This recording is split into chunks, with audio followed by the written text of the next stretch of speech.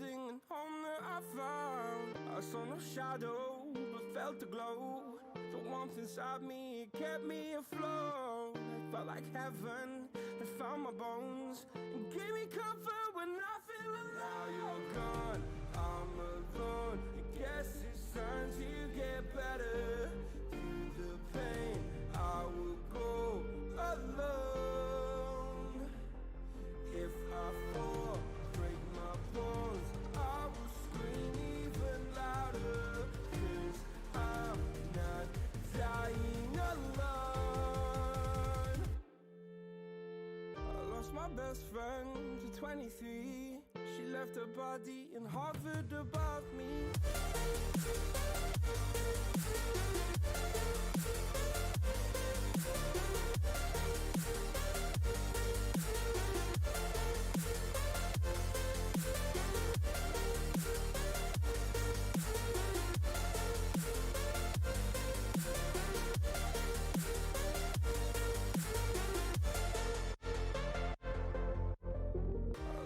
Best friend to 23. I heard the heavens crying above me. They gained an angel, I lost a friend. I felt like dying again and again.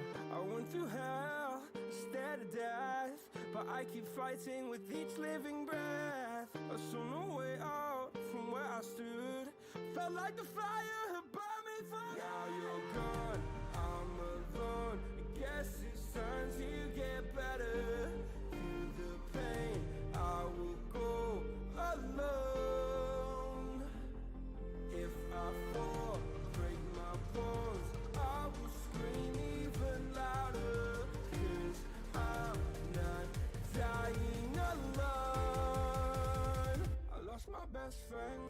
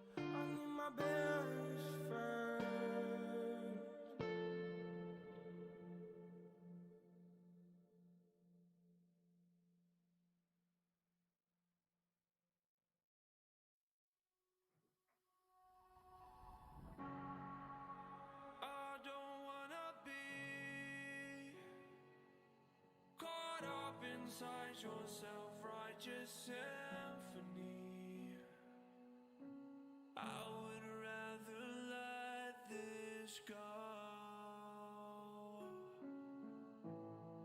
than to bring it up again.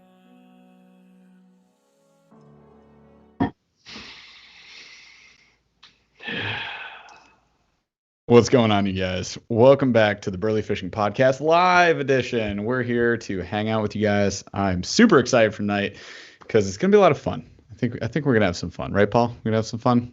No fun. You can have fun on your own. I'm just gonna sit here. All right, Paul's I'm gonna sit here and stew. We're gonna have zero fun tonight. It's gonna be good, you guys. So again, hang out with us. Invite your friends, your fishing friends especially. Bring your dad pops, your mom pops, your regular pops if you're underage. You know the drill at this point. We're going to hang out. We're going to talk about tonight's topic. We're going to be talking about packing for fishing trips. If you guys don't have any fishing trips planned this fall, winter, spring, summer, and also fall 2021, if you guys aren't envisioning an amazing 2021, then you're probably missing out. So we're going to talk about what are the essentials? What do you need to pack for your trip? How can you travel light? How can you travel heavy? What's some cool gear that we've found over the years? We're going to talk about all sorts of stuff. And as always, guys, there's chat. There is super chat if you want to contribute to the show. Helps me buy, you guys see those? See those? There's a bunch of boxes right there. Yeah. I got to order those every single dang month. So if you like seeing those videos, super chat helps me buy those things. I'm a paying customer of all those dang companies. We'll talk about that later. But at the same time, you can just chat with us about things that you pack for your trips. What are the necessities? What are the things you can live without that you don't think other people can live without? I think that's going to be a fun fact we run into a few times tonight. So as always, be sure to subscribe to the channel on YouTube, subscribe to the podcast wherever you find podcasts, follow us on Facebook, Instagram, TikTok, anywhere there is social and medias coming together. We're probably there. Come hang out with us. We try to post consistently and have some fun. And without further ado, Paul, let's start the dang show. I want to say one thing about TikTok. I'm an old man. Well, you're great. You're great. And I got TikTok, and I understand Snapchat. I think I've gotten Snapchat for a couple of years now. I'm probably 5 years into messing around with Snapchat. I'd feel versed, right? TikTok and I was an early Twitter adopter. I thought Twitter was the greatest thing until my time turned into a time suck and I deleted it just like I deleted Facebook for no reason. I was like, I hate you, go away. You're wasting my time. Delete. And TikTok, so I downloaded TikTok not recently. It's been a couple months, but it's still relatively recent. So I downloaded TikTok, and I'm like, well, this is stupid. And then I was like, but I'm gonna figure this out because I'm not 70 yet. So I started messing around with it. Not yet. I'm getting there. Started messing around with it, and then I was like, you know what this is? This is just Twitter, but videos. And I was like, okay. And then I started realizing that it's basically, as long as you don't go for a full 6 hours, it's basically a very, very high control version of Snapchat. Yeah. Plus there's an element of a tweet in there. And I was like, yeah, this is too good. This is hitting my sweet spot of straight up my sweet spot of social medias. So I'm coming around in a big way. And I will say, the TikToks have gotten, the last 4 weeks, they've gotten substantially better. Oh, yeah. Paul is starting to hit his stride. Just so you guys know, and BJ Manny says it's just another Vine. I totally agree. It's very Viney. I missed Vine. Vine we missed entirely, but it would have been fantastic. Yeah. So just so you guys know, I have Paul on Snapchat. There are many people that have Paul on Snapchat. If you guys want to see somebody eat things that are very spicy and eat them very fast, that's generally Paul's Snapchat. But he's good at that medium, and TikTok just hits that medium. So whenever we go fishing, generally our goal is let's get 5 TikToks. So if you guys follow us on TikTok, and if you follow us on Instagram, because I port them over, so they, whatever's on TikTok, it's on Instagram Reels, which ends up in our feed. So you're going to see it. So any of those little skits, little doodads that we throw out there, that's generally Paul's ideas. So if they suck, blame Paul. If they're great, thank me for bringing Paul on a trip. But dude, it's half the fun of the trip, right? We just went out on the river the other day. We shot 5 of them. I'm releasing them right now. So what was I just posted the log came out the log. I think it's a maple. It might be an oak. So we just launched that one. Definitely, it might be an oak. I'm gonna lip it. So we did that one. We've got a few other ones dropping pretty soon. Oh, we did the line cutter. I didn't post that on Instagram yet, but that was one we've been thinking about for a while. Maybe it could be done better, but I digest. So it's a lot of fun. It's a lot of fun. We'll be posting lots there. So definitely follow us on TikTok and Instagram, and you will see some of that content. It's good stuff. It's good times. It's a lot of fun. I'd highly recommend if you know what, post the crappy line cutter one and then have someone do better. Because that was the first take. It was pouring rain. Not ideal. Have someone do better. End of trip. Everyone's mad. It's cold. We're like I just wanted to let's eat. Shoot one we more. Didn't even have any food. It was bad. Speaking of packing for a river trip, we literally, on our river trip this past weekend, we failed so hard. Other than having rain gear, that was like the only successful thing that we did right. We didn't pack any food. We're like, oh, we're here. And I had some beef jerky that was like floating around. We had seeds. I didn't even have seeds. You had your seeds. You had beef jerky. I had like Super Mario fruit snacks and a Cliff Bar. So I'm just saying, hashtag crushing it. All right, episode question. All right, this one's coming straight from the home life. So, I for the longest time I just thought Milky Ways were only eaten by 90-year-old ladies in fun size. Yeah. I thought, like, you know, when you go to your grandma's house, maybe this isn't a thing anymore, but there was like a crystal bowl, and in the crystal bowl was shit candy, and it was all just like a mismatch. Like there'd be like 2 Jolly Ranchers yellow, and there would be like I don't know, 6 runts unwrapped. Butterscotch. There's butterscotch. Oh yeah. The strawberry one, the strawberry wrap. Yeah. There was a spearmint. It tasted like toothpaste. It was a hard candy. Old gum. Yeah, old gum. Used gum. And then a Milky Way. And you'd be like, well, and then you'd open it, and it would be. I used to buy chocolate for a big food company. When it gets all white on top, it's fine to eat, but it's called blooming. That's when the fat like goes to the top. It would be bloomed like it would look like it had. What's that thing you get when you chew too much? And you get the white stuff on the inside of your lip. What's canker sore? No. It's like an infection where you get like infected. Mouth herpes. It looks like that. The whole thing just looks like it's like ballooning with disease. Oh, mouth ulcer? That's called a canker sore. Yeah. Whatever it is, it ain't pretty. And this is what the Milky Way looks like that's in that jar. So I thought that was like where all the Milky Ways were produced and then went to. Mm-hmm. And I mentioned this to my wife because we were like, oh, what should we, get for Halloween candy? And like I'd already bought everything because I bought what I wanted. So it's like I bought it all. And I was like, yeah, the mix pack, those mix packs, like you get some Kit Kats, you get some Reese's, you get this and that. There's like 5 things. There's always one thing that's trash. Like, yeah. Why is that? Like you nailed it with the Reese's. You nailed it with the Kit Kat. Why is Almond Joy in here? No, Mounds, man. Mounds. It was just the coconut and chocolate. That was I the love most those, absurd by the way. thing. I don't care which one it is. I love those, but I understand why the rest of the planet Earth is like, why is this in here? I'm like the only person I know that likes this, so like I'm wondering why it's in there. And you see what I'm saying, though, right? Yep. Right? Yep. Like, why are Whoppers in this one? No one wants the Whoppers. God, why are they in here? Like, tell me. So, anyways, I'm telling my wife, I'm like, well, this one, I didn't buy this pack because it has Milky Way in it. Those are disgusting. And she was like, ew. What? And like got super pissed. And I was like, Milky Way sucks. I don't know why are you mad? I don't understand. And she was like, no, I eat Milky Ways all the time. Like nobody eats nobody goes to the store in the aisle and was like, skip that, skip the Reese's, skip the Butterfinger. I'll go for the Milky Way. Her whole family eats Milky Ways. I got dump trucked by her whole family over. I'm the only one that would pick a Snickers over a Milky Way. I'm the odd. What? No, I refuse to accept this. So my question is, I didn't realize I was married to a psychopath, but I allegedly, apparently. So you have to tell me because I don't know if my fishing buddy guy here is. Like, are you a Milky Way person, or do you eat Milky Ways, or would you take that over a Snickers? Wait, are you asking if you fish with a psycho?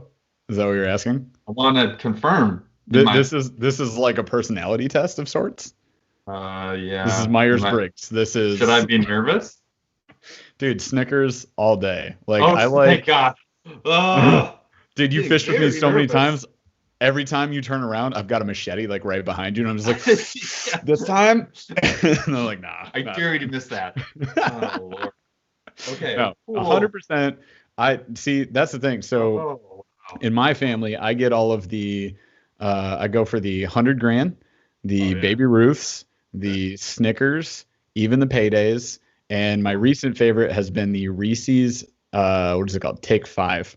So like all of those have like sweet and salty. Like that's my jam, man. 100 grand. That's my jam. You're like 100 grand, man. I Dude, got you. 100 grand. I feel like 100 grand when I eat 100 grand. It's totally worth it. Amazing. So let's see what people say in the chats here. Yeah. So I said, what's your least favorite candy? John Woo, circus peanuts. Dude, why is that still a thing? How is that still a thing?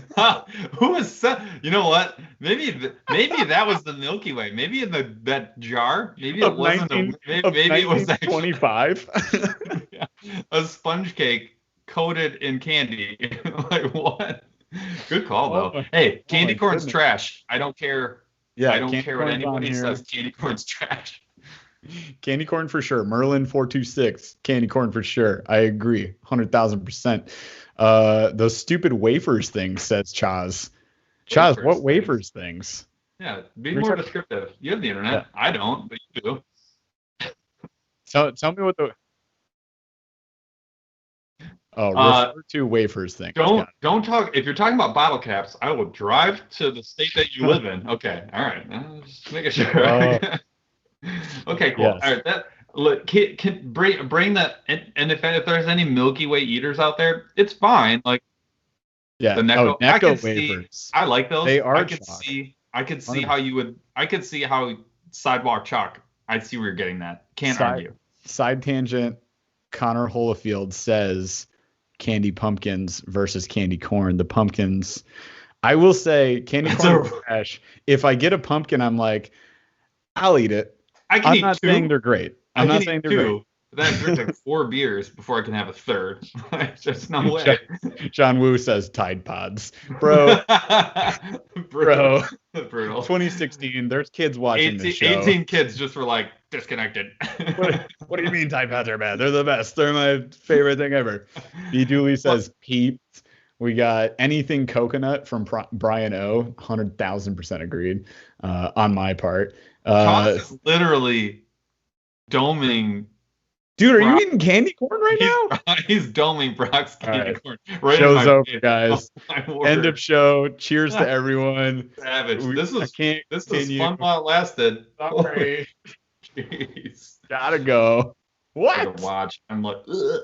Speaking of knowing who's a psycho on this thing. Yeah. All right. Well, I'm glad this sparked some debate. If anyone's a Milky Way lover, I'm not saying that I won't hang out with you. Like, I'm still in the house with my wife, but like, she has her own floor now, and I'm building a fire escape for her on the back because I don't want to like see her. Love you. Don't come near me. Okay, bye. Stay on your floor. All right. So changing gears a little bit, good way to kick off the show, but this is where we normally do the weekly check-in. We will hit that. I have literally 1 minute to do this. Should I walk away right now? Just going on, just gonna like go on mute for a minute. We had a lot of stuff going on this week. I'm not gonna get into the details, but one thing that I think we want to make really clear to folks is, like, Jeff is an ambassador for Monster Bass. I am on the team Monster Bass. It is something that we are tied into. We care about the success of it. Like, no matter how you slice it, we are affiliated with Monster Bass. So, there is absolutely some partiality to the reviews that we do. I'm not going to say that there's like zero. But that being said, I don't dislike Mystery Tackle Box, and the only reason that we really do all of these boxes, other than it's fun to do, like, enjoy doing it, I like fishing them, we enjoy gear, the whole point is just to provide you with our thoughts on things. So we will continue to do that. That is not going to change. There's no reason for it to change. I'm just saying, like, we want to be really clear that, like, when we are reviewing the boxes, I I'm not gonna say it's like we get them ourselves, because we actually get them ourselves. We pay for them, we buy them, like they come to our house. We are the customer, and so we try and provide our perspective for where we are, like the Midwest, Michigan fishing. We're trying to provide you the best perspective that we can and give you our as unbiased feedback as is possible.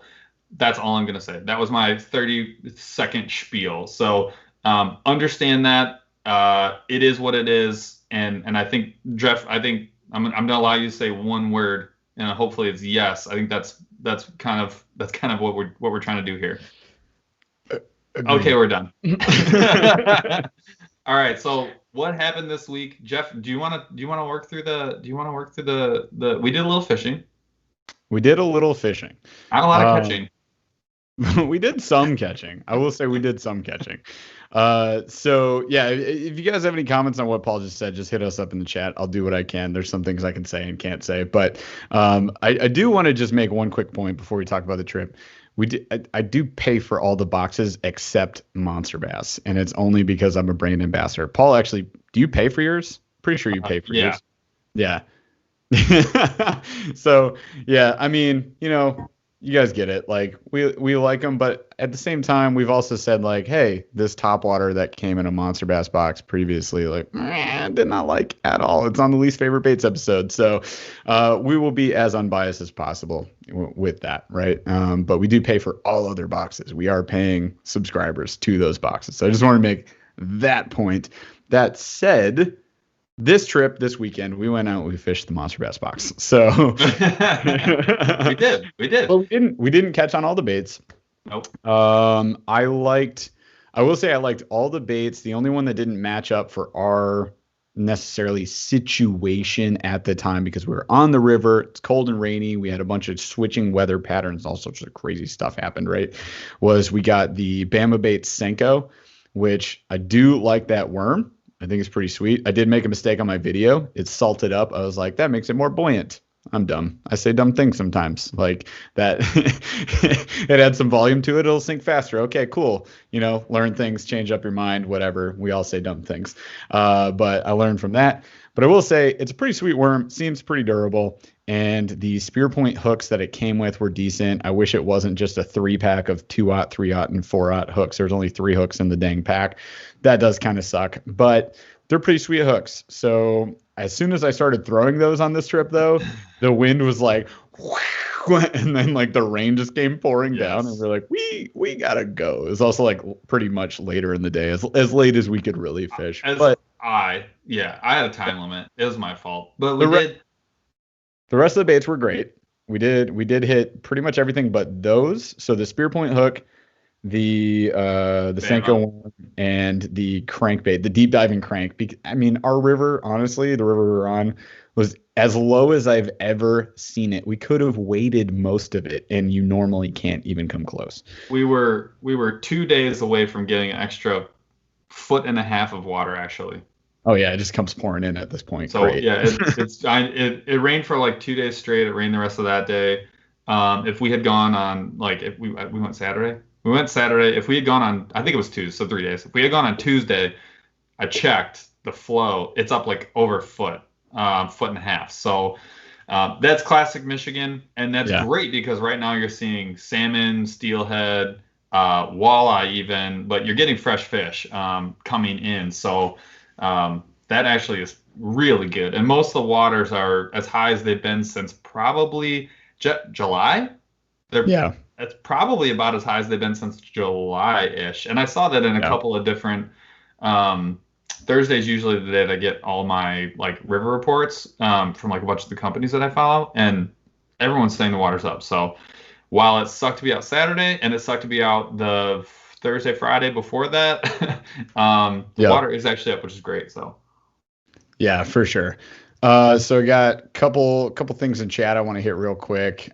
So shout out to Fishing the Southeast. What's up, bro? He's a pro staffer on Monster Bass team. Who else we got here? So I will curse.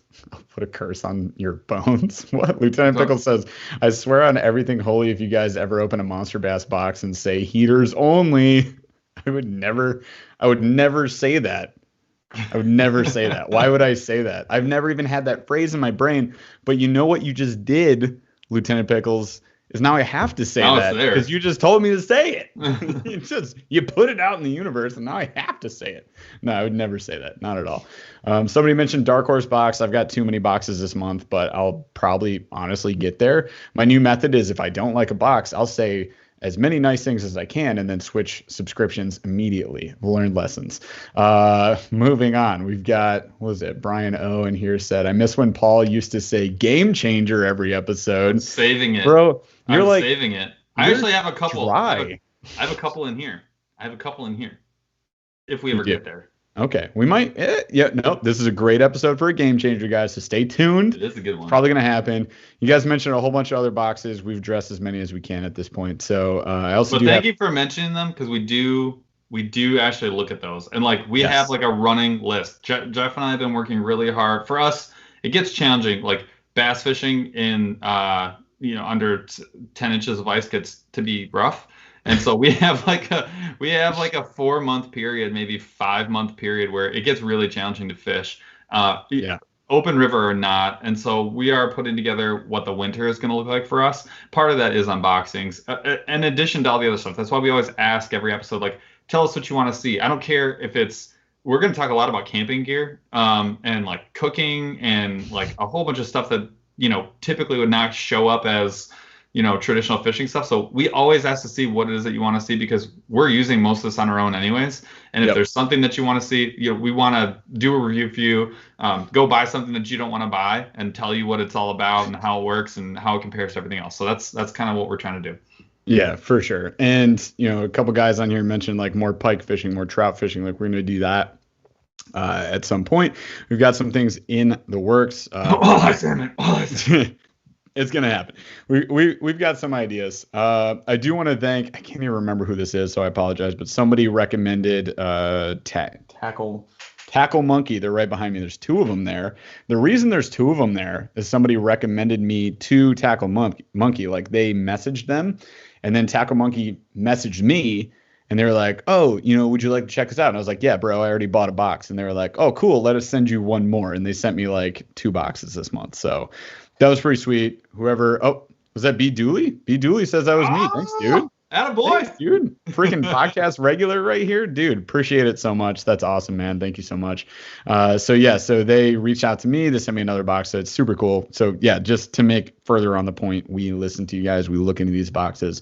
That's where we get our ideas from. And ultimately, like my goal is to peruse all the boxes that are out there, try to figure out which ones are a waste of your money, which ones are worth your money, which ones are and try and figure out where you should like invest, right? Because we enjoy getting them a lot. Like it's a lot of fun. Like Paul said, like we'll buy stuff you maybe are unsure of or don't want to buy, like because that's what we do because we're silly. We were talking about it on the water the other day, right? On Friday, I've got stuff that I'm unsure about, that people are unsure about, that I will be giving a hard look. I will be giving a very hard look at it. Yep. No, for sure. So we were talking about this when we were on the water on Sunday. Remember, Paul made a good analogy. This is kind of like those baking shows where they're given like 3 ingredients and they're like, these 3 ingredients, mango, habanero, Skittles, have to make me a souffle. Go. Yes. Exactly. Chot says like Iron Chef. So yeah, it's exactly like that. So we feel getting these boxes or trying random baits sometimes is kind of like Iron Chef for fishing. So to me, that's a lot of fun. Like I've realized how much fun that is. So I enjoy doing it. So don't hesitate to recommend stuff, even if it's like a novelty bait or something ridiculous, other than the appendage spoon that is available on Amazon. I'm not going to try that anytime soon, but you guys get the idea. Like recommend stuff. We'll jot it down in our journal and try and make it happen. Like Mikey the Muskie or whatever the heck that Weston lures Like the pike, dude. I need to get Mike the Pike real bad. It's like this big. I want all 3 sizes. They're sweet. All right. So we have to get to the show eventually. So anything else for the week? I did some hunting. I actually learned quite a bit, and I made a huge improvement on my saddle setup. I talked about saddles last time. I'm not going to belabor it, But if you're into that sort of thing, go check my Instagram. It seems like such a simple, What's time. What's your Instagram? Paul_J_glass. There it is. It is a really, really cool, really simple modification that I made. I was able to get 20. I'd set up in a tree that I'd set up in before, and I could see the mark from where I was in previous years in a 20-foot ladder stand. I was probably 23 to 24 feet in the air, and I did not push it as far as I could go. I only had 3 climbing sticks. Each one of the sticks is only maybe 3 feet, 2 feet, 2.5 feet long. It's crazy how high you can get with just this one little change. Definitely worth checking out. I called out the person who initially posted the YouTube video that I kind of stole this from. If you're into deer hunting, if you're into like getting up into trees and hunting out of them, and if you're into just having a lot more flexibility, something we're checking out. So that's my asterisk on the week. With that, the show meat. Let's do it. Here we proceed. So I wanted to do an episode on something that, over the years, Jeff and I, we try and do a minimum of a handful of trips. A lot of them end up being car camping, especially with the kayaks. But sometimes they're not. And we've really wanted to do like an extended stay, like type of kayak only trip where we just float the river for like up to like 4 or 5 days. We had one actually planned, and then it got not great and we missed out on it. It's still one we wanted to do this year, but this year got really challenging as well. So it's still on the docket, but I will say we did a lot of prep for that trip. That is still paying off big time. The best part is that we had the gear for that trip, and we've used it on videos that you guys have maybe seen on YouTube. Before I get to that, real quick shout out, Brian Kroom is in chat. Our boy. Whoa! Fellow brand ambassador for Monster Bass. What's up, dude? So yeah, we planned that huge river trip with a buddy too. Like Cooch was supposed to go, right? Yep. Pretty sure. So we had like this big trip planned. I had actually like pre-packed. I had the Hobie Pro Angler 180 at the time, the 12-foot edition, right? And I was like, dude, I'm gonna load this thing up. So I loaded it up with all the camp gear. I was like, bro, check it out. I think I have pictures of it. I should go back and try to find. But we like loaded our yaks up. We're like, all right, we're doing this. And then just like there was what was it? E. coli. Weather. Yeah. It was. The river was insane. The river got smoked, and we were just like, this isn't happening this year.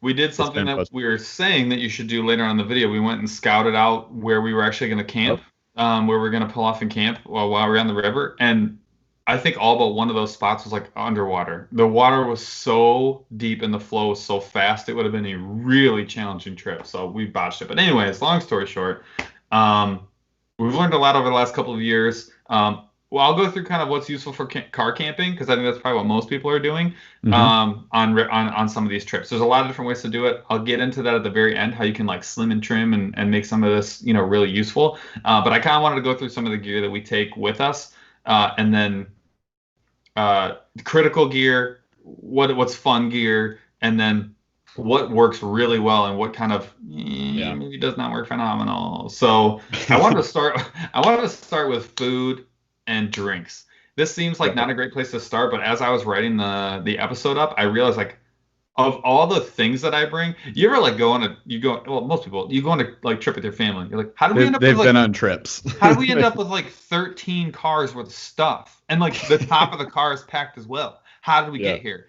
And you're like, I have 2 bags. And you look at your mom and you're like, why do you have 18 bags? And you look at your dad and you're like, Dad, you packed the whole trailer full of crap. Like, how did you get here? Well, you'd be like, oh, okay, do I need 3 sweaters or 14? And you bring 14. And then you're like, do I like how what much if I don't have enough, bro? What if I make burgers? If you want, this is why I started with food and drink, because like you want to make, let's say you want to do burgers.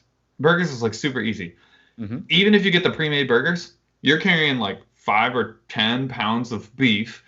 That has to be cooled. You're bringing mustard. You're bringing buns. You're bringing plates. You're bringing something to cook it in. You're bringing gas. You're bringing a lighter. The list just goes from like, I just want a burger that's this big to like, I got all this crap, and it explodes like in the blink of an eye. And so if you're going on like a 4-day trip, are you gonna eat burgers every single day? Are you gonna eat burgers and brats every single day? Maybe. I've done it. We do it typically. But like you end up like, okay, I want some sides, and then you've got like canned this or potato chips that. Before you know it, you got like a whole crate full of stuff. So the one thing I will say that if you want to limit yourself and like really try and focus in on food that's gonna work, the easiest way to do that is think about how like what you're just really focus on what it is that you're going to cook with.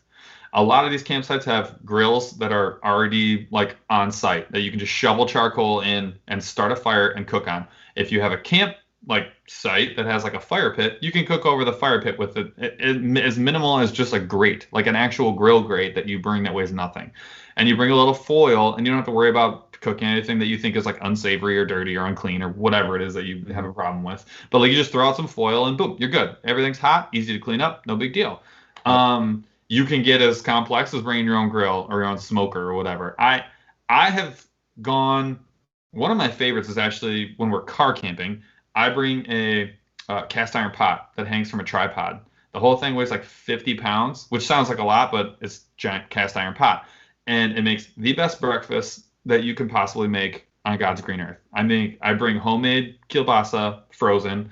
I bring eggs, and then I bring like frozen potatoes, like hash browns.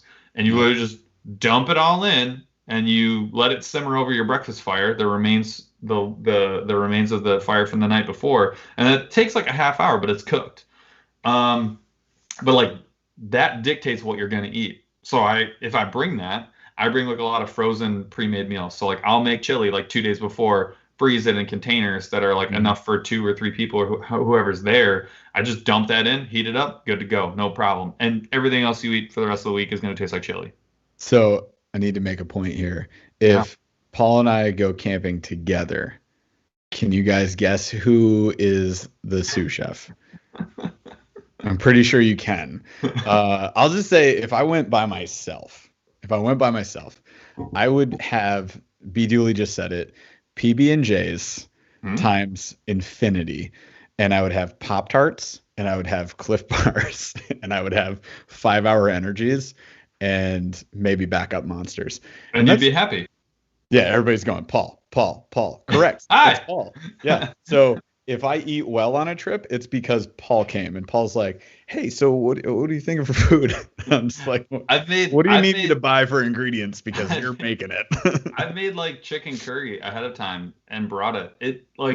It's all about like what you want it to be. And sometimes it's really fun. And I usually bring enough. If it's like a 4-day trip, I'll bring enough for like 2 really good meals and 1 or 2 really good like breakfasts when I know we're going to have time for it. And then the rest is like, well, we'll get into what the rest is. So a lot of times I have a portable grill. It folds up. It's super easy. That's like your burgers, dogs, steaks, like whatever you want. You can buy stuff while you're out depending on where you are. But it all depends on what you bring.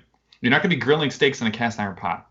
I mean, you can, but like once you cook chili in it, have fun. Like you're not, and like think about what you want. Essence of chili. That's what you're eating. You're eating cumin and chili powder.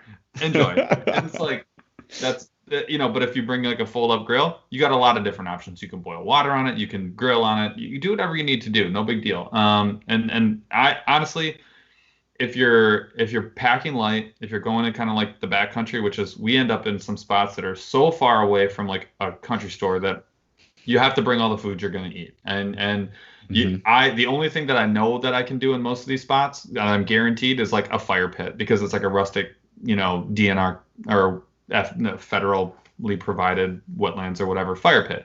And that's like your best option. But I know that it's there, and I know what I can count on. So I bring a grill grate, just like 1 grill grate, and I'll cook everything on that, no big deal.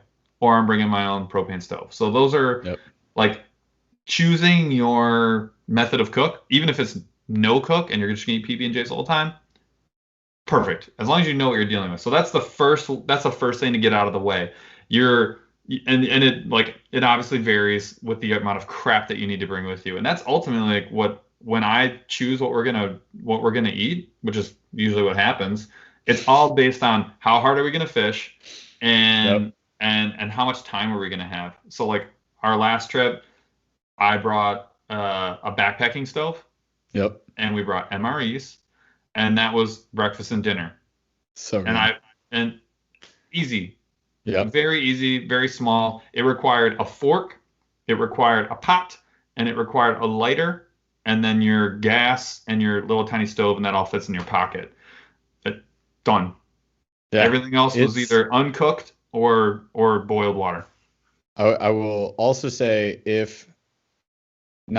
when we do our future float trip, since you brought up MREs, one of the MREs we're gonna figure out to have a bunch of is gonna be those oatmeals. Oh God, yeah. We got the hookup. We're gonna figure it out Oh, yeah. and try to dial in. I don't know, maybe They have pizza. I want to try 70 it of so those? bad. They have a pizza. I want to See, eat it so bad. I've heard the pizza is the worst reviewed of those. I don't know. Probably Can because anybody? they're thinking it's actually pizza, but it's like Well, all right. You have to understand. You just made pizza in a a packet bag. filled with any liquid. You know, like challenge accepted. Gonna happen. It But smells so bad. yeah, exactly. It'll smell bad, but your food is Hot. protected inside of its sleeve. Hot. I'm just saying you can make it with any Ugh. liquid you want, but at the end of the day, like you could potentially go on a river trip with 75 oatmeals and 4 life straws, and you could have a great time. Easily. Yeah, So, exactly. so for anybody that doesn't know, your typical, Jeff's calling them MREs. I would call them like dehydrated meals. It's basically a bag that you can pour boiling hot water in, and it's got dehydrated pre-made meal in it. Typically, you could either do hot or cold water, and you just let it soak for anywhere between 10 and 20 minutes.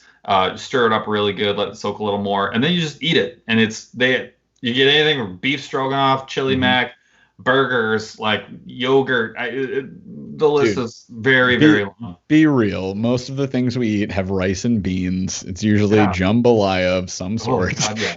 But there's beef stroganoff's phenomenal. But there's everything in between. Yeah. It's all salt. They're super high calorie. They're meant for like backpacking expeditions and stuff for you to have like a lot of fuel in your body for a long time. Oh, They are there's kind fuel of sorts. yeah, your fuel. Natural propellants is There's gas. generally There's what gas you as a get. byproduct.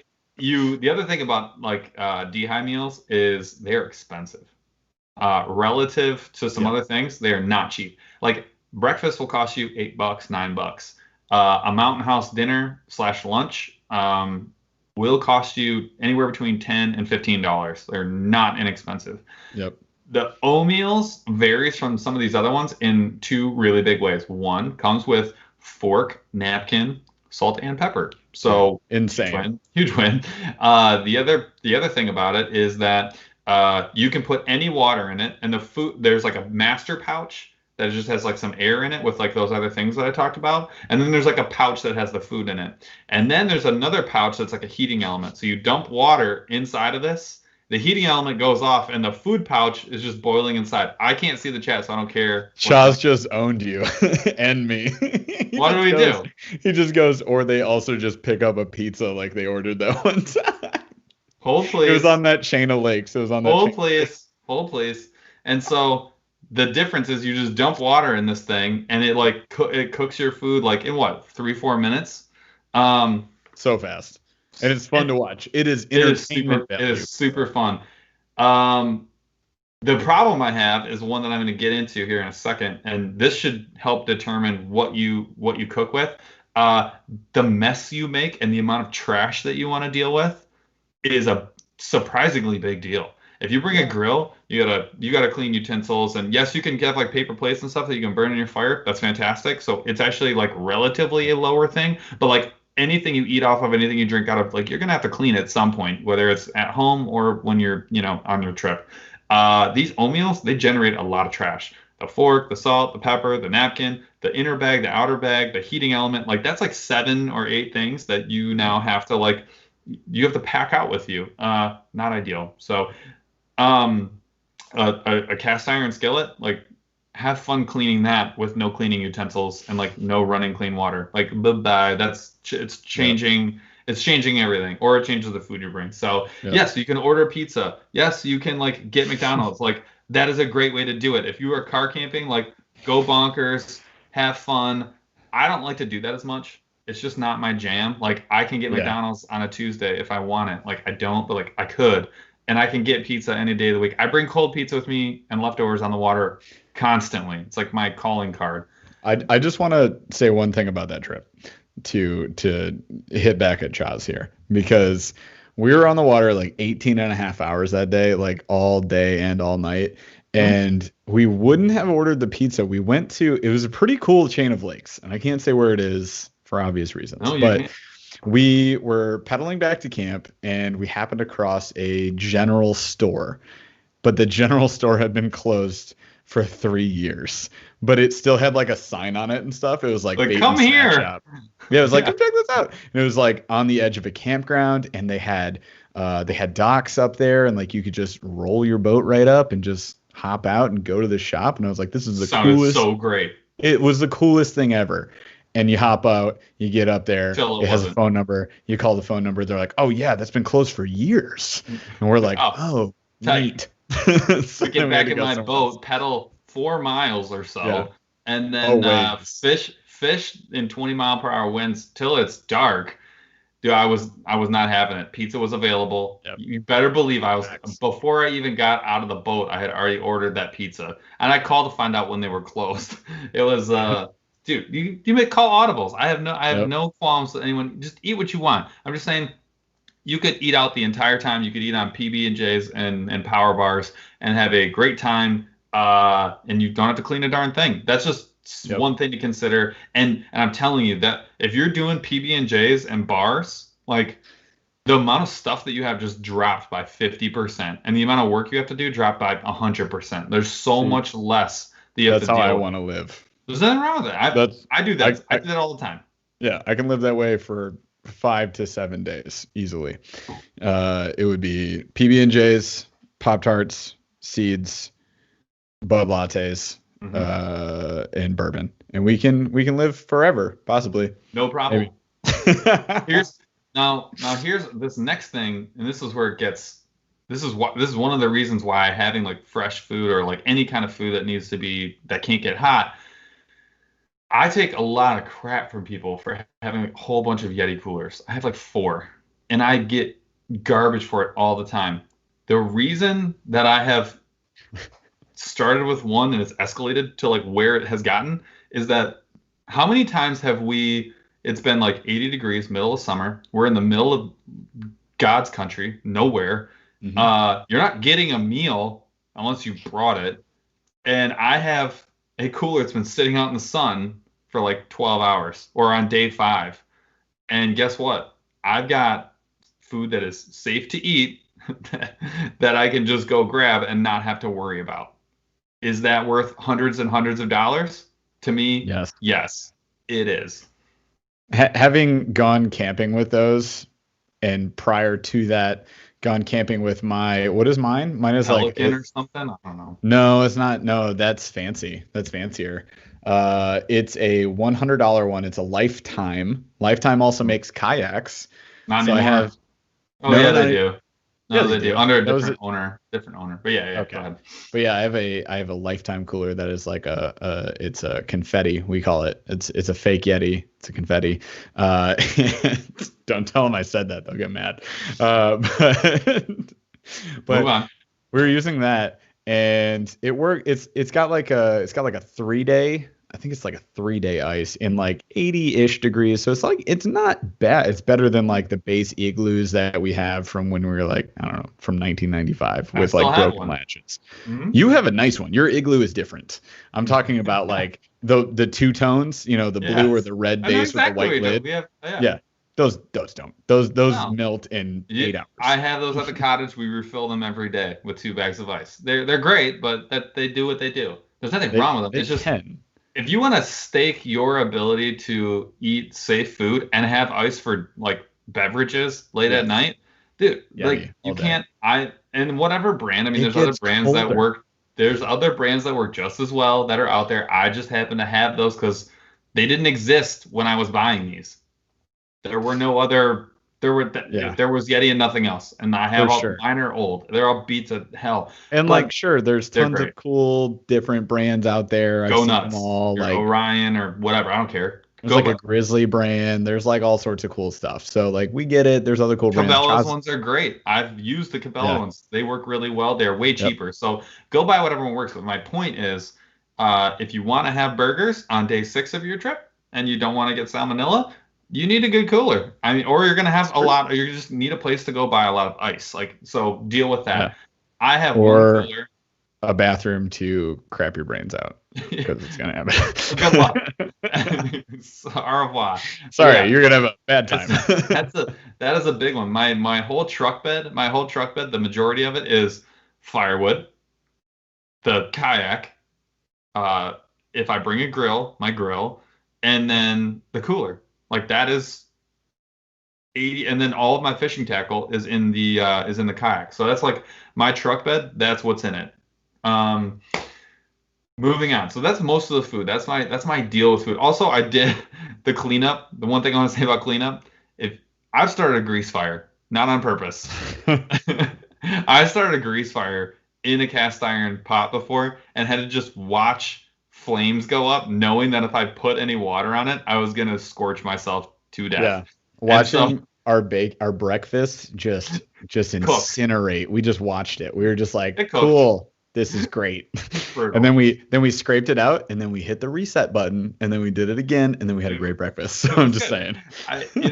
So having to clean that up, not ideal. So yeah, PB&J's, that's a great option. Anyways, moving on from food. Quick, Christopher Shue says that you should do a giveaway of one of your Yetis since you have so many and you're such a Yeti gentleman.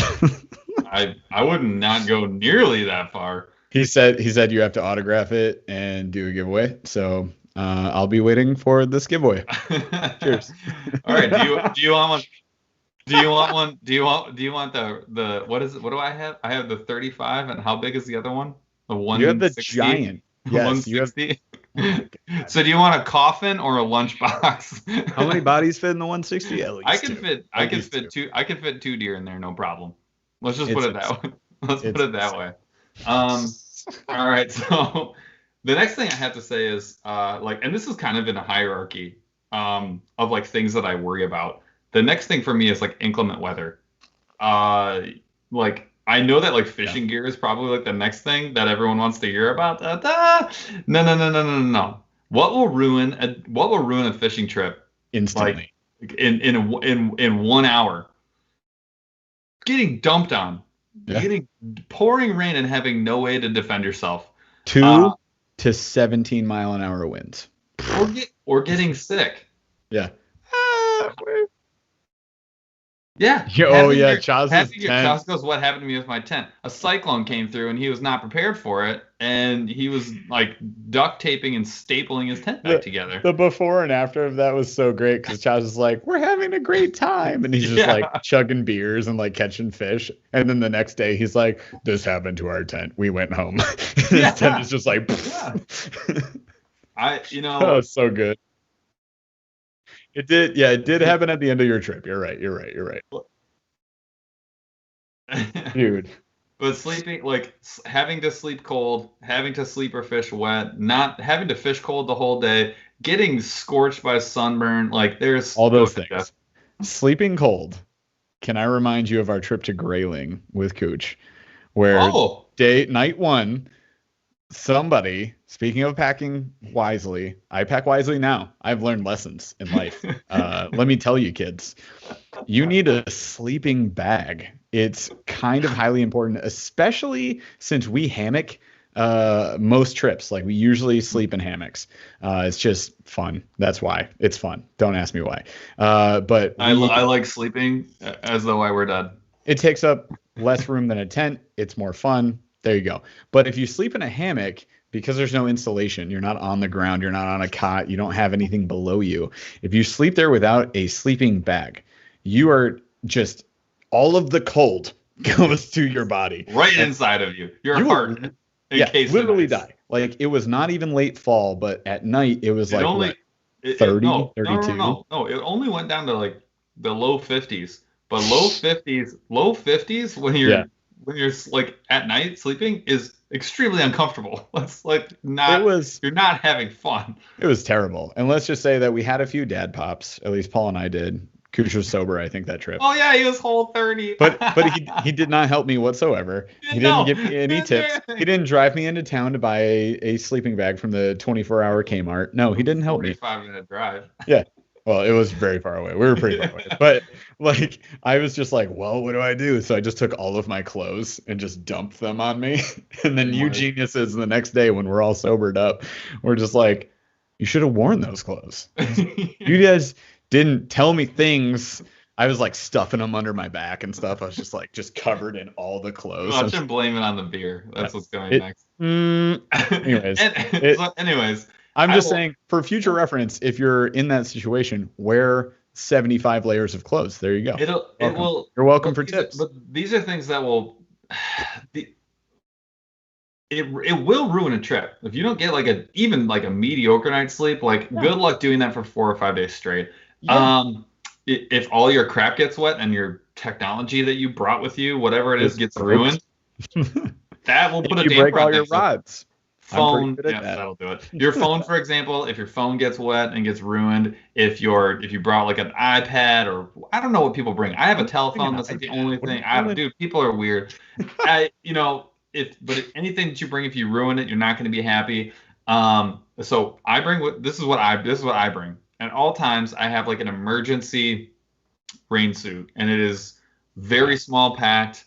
It is Frog Togs. They're I think $15 in a little bag, and it's just in the bottom of my boat. And I've only used it twice, but those 2 times I was really glad that I had it, even though I looked like a Stay Puft Marshmallow Man that maybe did Whole 30 for 3 months and lost 60 pounds. But we leveled those up, and we're going to level them up again. I just want to point that out. Let's say base level is the most basic of Frog Togs. And by the way, not on that trip, but on a trout trip. Remember, we brought our Frog Togs, and my Frog Togs did not. Oh, they let's just say didn't. They don't. Everyone has 4-way stretch. You can get a 4-way stretch truck or you get a 4-way stretch house. No, these do not. These 0-way stretch. So let's just say we put on our Frog Togs a little aggressively, and the entire crotchal region flew out. The crotch ripped out, and we had duct tape naturally, because why wouldn't you? It's part of the packing. You guys have to bring duct tape. It's natural. We just duct taped my crotch. Gusseted that bad boy. Now, in addition to that, though, that's my backup, emergency for me. Oh yeah. I also bring. I have a pair of shell pants, and I have a Gore-Tex jacket that I know that I will be comfortable in, that I can fish in if it's raining. And it's not just the fishing, it's the cooking, the cleaning up your crap, the being remotely happy when it's pouring or super windy. That is a big one for me. Thanks. Another huge one is if you're car camping or you're just regular camping, have something that you can shelter under. Yep.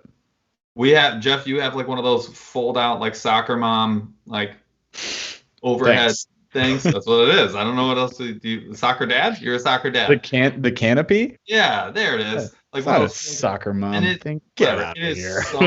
It is.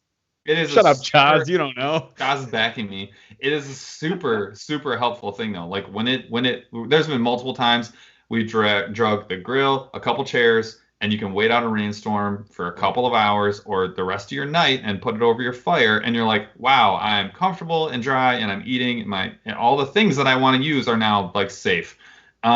Super helpful. And then I keep a very lightweight, it's a 100% nylon tarp.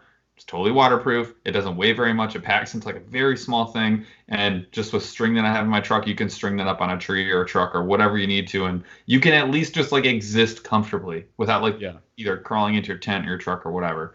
So go ahead. Brian O, the man who said, I miss Game Changers. I believe it was him. Says, save this for the podcast. This is the podcast, man. But also # cheat codes, # game changer right there. He did point that out. I will say, preparing for inclement weather, the rain gear is game changer, because we have had trips where what do we do? Like sit in our truck the rest of the day? I Or take do off we all my clothes. go? I take Oh, off all we've my suffered. clothes and We, I there shove was them somewhere dry. there was a all right, I got to tell this story right now. I don't think we've told this story on the podcast yet. I don't We're know what. we were on a lake, and it was a certain shape, and you'll remember it from that. But we got out there. We weren't catching anything. We were fighting hard for stuff. I think we got like 1, 2 bass. You had a sweet bass on the fly. Now you know where it is. We were seeing them. We weren't getting great catches. We went out to like the point of this lake, and it started to drizzle, and then it started to pour buckets. It was just it was insane. Was. And everybody else on the lake left, and we were In their like, boat. Bye. yeah, they took their boats out, right? And we were like, well, we can't get off until they're out of here. And it was a dirt ramp, and it was like just backwoods stuff, and there was Except no for way that to. guy that almost drowned himself trying to get his Oh, that was- janky pontoon. That was a different spot. That's tale for Same another trip. day. Tale Continue. for another day when we saved a person's life. Sometimes you do that when you're fishing. Sometimes you save lives. But on this particular lake, that particular day, like everybody was leaving, and we were like, we can't get out of the ramp. Like, I guess we'll sit here. So we're sitting there waiting. We sat on a point. We started just casting around. We're just getting dumped on. And like, mind you, it's summer. So in those situations, like whatever, get wet. Like you don't necessarily need rain gear. It was a hot day. We didn't care. So we were just getting dumped on. And we were naturally having our dad pops, having a good time. Because it was raining. We were going to like get out and be done. We're like, it's over. Dad pop time. So we're having our dad pops. And I had a dad pop in my cup holder. This is when I think it was when I had the Old Town Predator at the time. Yep. So it's like overflowing the beer. So my Bud Latte was like in my cup holder. So I finished my beer, put it behind me. I'm like, okay, dad pop's gone. What do we do now? And there's just like leftover brewski in the cup holder. And I had marinating a leftover Senko. So I just had a leftover Senko in there, and I was like, bro, I think I got an idea, because we weren't catching anything. I was like, bro, check this out. I took a jig head and just threaded the beer Senko. I was like, check this out, beer Senko. And I just cast it out. First cast, bass. Second cast, bass. And I just started pulling bass on the freaking beer Senko. So I just want to say, and I've tried this on other days, and I will say 60% of the time, it works every time. But if you are not catching fish, just pour your dad pop on your plastics, cast them out there, and I promise you, 60% of the time at least, you will catch a bass. It'll work every time. I will to close out inclement weather. The other things I really highly recommend that people get, even inside of my like waterproof-ish storage inside my boat, my front hatch. I have all my stuff. I have two thoroughly waterproof bags, and all of my critical gear is in there. That includes TP, car keys, wallet, fishing license, knife, extra. I think it's the third knife I have in the boat. Like all that stuff that like I could not do without. All of those things are in those waterproof bags, and I do that. Bluebird days, no wind, it doesn't matter. It's habit. I'm looking at them. And then I have one that lives in there full time. So I also have a big, huge waterproof duffel that I use constantly. Those are kind of expensive. They have been worth the money for me before. I have relied on them before. And then the last thing, like this is maybe something more for Jeff and I, but I know there's some people on here that film while they fish. If you have camera gear, you have to protect it, like, and that's why I say like weatherproof, because sometimes that means extreme cold weather, sometimes that means water. If you have camera gear, battery, stuff like that, that's another big one. Oh, facts. But recently I would say with our two Hobie setups, like we figured out like that middle hatch with the drop-in bin. You got like an Super additional critical. Yeah, the additional the open Plano tackle box that we have in there. Like, dude, that's perfect. Money. It's like double waterproofed. Money. But that is the play. So yeah, definitely protect the expensive equipment. I can't tell you how many times I've heard anglers, and especially YouTube fishing peoples, dumping expensive cameras over the freaking side of the boat. I'll shout out right now to who was it on the Monster Bass team that did this recently? It was Shield Outdoors. Shield Outdoors just joined the team. Shield Outdoors owed me a video because I run the Monster Bass YouTube video or YouTube channel. So I just upload videos for them and stuff from all the guys on the team. And he's like, I got some videos for you. They're coming up soon. And then he goes out like that day to fish. And he just messages me like 4 hours later. He's like, hey, so I just flipped my camera over the boat. It's in the water. It's like, all right, cool. So you don't have videos for me? Cool. No problem. So protect your gear. But you always see, like, in the bass boats especially, they always just got it up on a tripod. I'm like, dude, I get it, but I don't feel like I would ever do that. I don't even like wearing my GoPro, which is no. I would agree, and I'm hyper protective of like batteries, and the only thing I'm not is my phone, which is weird, but I know that it's waterproof, so I feel better about it. But that's like the only thing that I'm not like. Oddly enough, like the most useful thing I own, which is like a pocket-sized supercomputer, is like the one thing that I'm like, bah, whatever. I like. I mean, I keep it in the pocket. It is waterproof. It has like its case and everything, but like I don't have it like attached to me by a cord like everybody else does.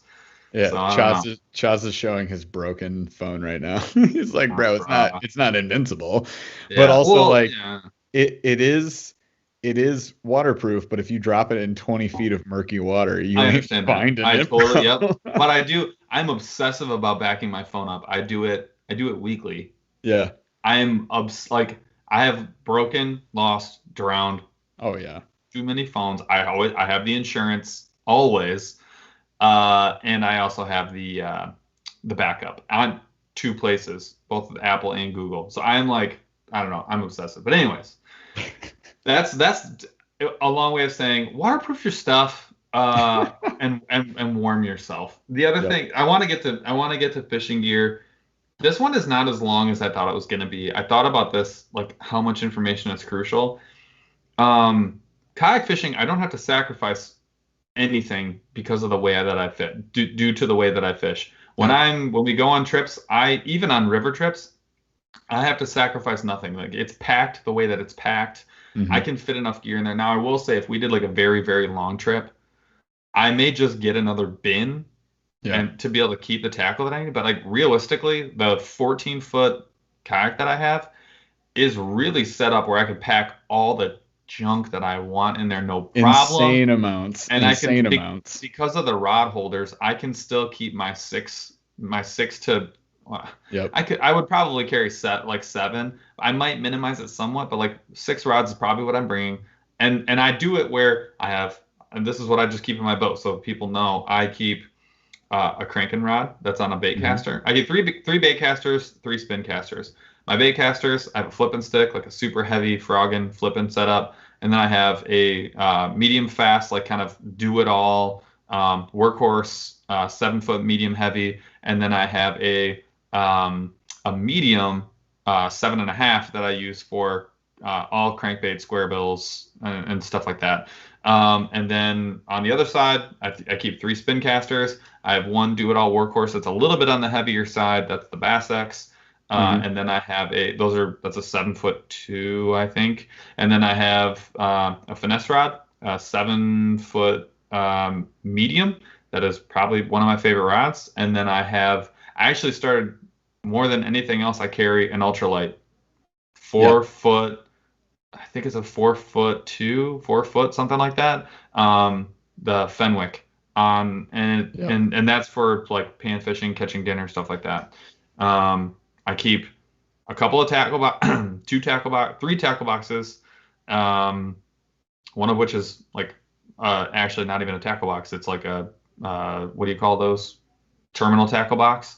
Yeah. And then all my, like, basically 2 bags of plastics. That's it. Sick. You got a question from chat before I hit my stuff. So the question. Construction Steve says, I got $50 to spend on lures from any site. You pick the site. You got $50 and you can go anywhere. $50 anywhere. Pick a site. Yeah, pick one website. It's one order. $50 on lures, go. Because he named. Do you already have a bunch? Do you already have a bunch of stuff? Or don't assume. Just pick his fall gear. Fall gear. Go. Fall gear. Yep. I'm going to either Just throw it go. out there. No, I'm working on it. Can I say it or not? Hurry up. Can you say it, please? I'll tell you right now. Not the greatest selection, but they usually have sales. Dick's Sporting Goods, and I'm picking national stuff because I don't know where you are. Dick's Sporting Goods, Cabela's are actually really great places to go, and actually decent places to buy online because if you hit the $50, you get the free shipping, which is like 3 more lures. I would and it depends on what you want to get. If you want to get like true fall fishing, like a couple of square bills, maybe like a really high quality chatterbait, and then like 2 jerk baits. I mean, you can knock that out easy for $50. And then some. Yeah. The other thing I will say too is don't go to Tackle Warehouse. I love Tackle Warehouse. I buy stuff in there all the time. They don't really have anything on sale. All their stuff is like full retail. Like, do not go there. At price. Yeah. Walmart's a great place to go if you don't care that much about like the color or the style that you want. Yeah.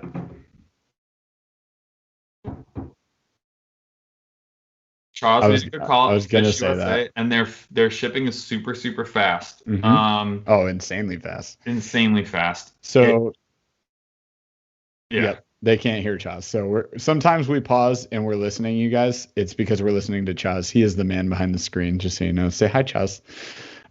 So 2 other sites I was going to mention are pretty obvious here, guys. monsterbass.com and Carl's Bait and Tackle. That's right. I, a Monster Bass ambassador, have said this. But guess what, guys? If you go to Carl's Bait and Tackle and you become a Carl's Club member, which I am, thank you. Don't say I don't hate MTB because I'm a Carl's Club member. And it's like $35 a year or something. It's insane. But like you get mad freaking discounts. And oftentimes they do like not that they're great. Yeah, for gear and lures. You usually get like money back on reels and fishing rods, which is insane. And I'll stop saying this when Monster Bass starts like launches their rods and reels, but they're not doing it yet. So not conflicting. But I usually get that stuff from there. And they do like scavenger hunts, which I'll be honest, not always the greatest tackle you get, but you get it for basically free. So I usually take advantage of it, just saying. So like Halloween time, they do them usually Thanksgiving, Christmas, holiday season, right? So you could stay tuned. You just wait for that, right? So check that out. And then monsterbass.com, we usually do like end of the month, like clearance or discounts on whatever was in the box that month. So if you saw the box or like, dude, RIP to my homie, I can't even remember who it was, but somebody threw their Thunder Cricket off first cast. Paul can cry to that. I can cry to that. I get mine swiped. They get swiped, and you just your heart drops. Dude, we've lost them. I get it. You can usually get baits like that and more for super cheap. So check it out end of the month. Every single month. It's a pretty good deal. This is actually, I'm glad you asked this question because I'm a frugal, I'm a frugal soul. I'm not an old soul. I'm a frugal soul. No, you're an old soul too. You're an old frugal soul. I'm an old crotchety frugal soul, and I do not like when I see Z-Man stuff, and I'm like, oh yeah, and then I see that's not on sale. I'm like, oh no, and I just walk away. All those jackhammers I bought were from Carl's Club, and I got them for $4 or $5 off each. Which is we're talking like 30% plus. Yeah, it's like a $17 lure, right? So I got them for freaking dirt cheap, dude, and they were pretty great.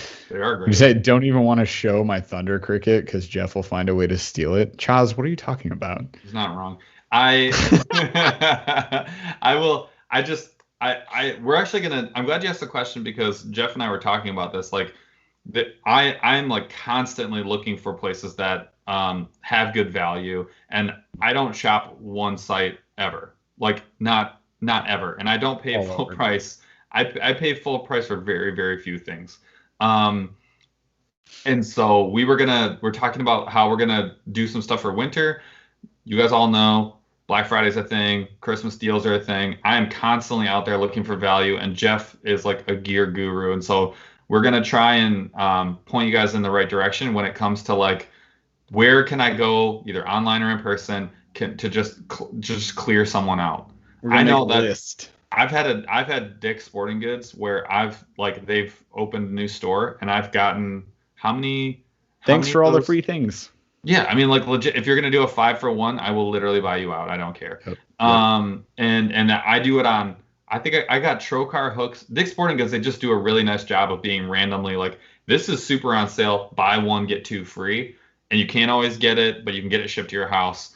And I'll pay the cheapest shipping, and I'll just wait for it to get there. But like, I know I got those Eagle Claw Trocar like razor sharp flipping hooks. I have more than I could use like in my fishing career. Forever. I mean, those are normally $12 or $13 a pack. For like, I buy one, you get 5. Like $3. What do you want? I'm not gonna buy them, and so I'm always looking for those. Those are kind of my go-tos though, because they usually do have legit sales. They're big enough to be able to sell stuff cheap. Real quick, I want to hit Chris Yu asked a minute ago, where can I buy a Burly fishing shirt? And I just want to use this moment plus a video that I'll probably drop on the channel here pretty soon. I just ordered a bunch of shirts, and they're going to be on monsterbass.com. So I'll drop that right here. I'll just leave that here. You guys go to monsterbass.com. Not yet. I'll tell you when. I'll launch it on the channel. I'll make sure to do that. We're going to start with shirts. Shirts sell well. We'll add hats. The hats are back ordered. Like, dude, you guys get it. Stuff is back ordered right now. Life is insane. Manufacturing stinks. It is what it is. You know, the industry's been hit hard. So the hats will be, if not December 2021, they'll be on monsterbass.com. So just stay tuned. But shirts will be available within the next, I gotta say, 30 to 60 days. But I will let you guys know. So hopefully November. Are they still the FF ones that we got? Same brand? Same one we have. Yeah, they're I'm gonna tell. Forever Fierce is the brand that we were ordering them from, but they are next level shirts. So it's the same shirt. Yes. It's like the nice, like tri-blend soft shirt. I just want to make the point. Yeah. I had many friends purchase these shirts as basically a favor to me back when we did a single order. Yep. And then I had them come crawling back and be like, I need another shirt. Because Jeff and I talked about this. I don't buy stuff that I don't like. And when we were talking about like, well, what shirt should we get? That's going to be way more expensive if we get this good one. I was like, good, because I'll use it. And like, these shirts are awesome. They're like of all the t-shirts that I have, like these are legit my favorite. Like they fit super well. They're super soft. And I'm not talking about like crappy shirt nice. I'm talking about just like, this will be one of your favorite shirts. Doesn't matter whether Burly is on it or not. It's a nice shirt. So they're nice shirts, and they will be reasonably priced, normal t-shirt prices, unlike my pre-order. When I did my pre-order, it was all on me, so it's a little more expensive. So they're going to be normal t-shirt prices. They'll be on monsterbass.com. Stay tuned. And MB runs deals, and I've okayed them, like if they're running 20% off or whatever, like they'll run that on my shirts too. So it's going to happen. Stay tuned. Monsterbass.com. It's going to be sweet. And then shirts eventually too. And you know what? I think Chris, you said this too. I can't wait till you talk. Wait. Here it is. Something about the sticker. Somebody said it. No. Oh, there it is. Can't wait. Hey, convince Rick to put your sticker in the box. And guess what, guys? I'm working on that sticker right there. That sticker is going to be in the box. I don't know when. I told Rick the other day, I was like, dude, I want my sticker in the box. So I don't know. Definitely 2021 sometime. It's going to happen. So stay tuned for that too. January 2nd. I said it. The boxes ship on January 2nd. They won't be there that soon. Within the first 2 weeks of the month, though. Somewhere in there. All right. Well, I don't want to hammer fishing gear, but I will say, if you're going on a trip where you got to trim down, I have what I've done in the past for trips like this. I go down to one large tackle box or two small tackle boxes, depending on the size of my whether it's a backpack trip or whether I got to keep it like essentially in like a really small space. I pick like I pick like 3 to 5 lures based on my scouting, like temperature, time of year, water depth, and like I do as much research as I can to figure out what are going to be the 5 or 6 lures that I know I'm going to want. Like, I just know, like, I will know I have confidence in them that they will work for me and that they will work for this place that I am.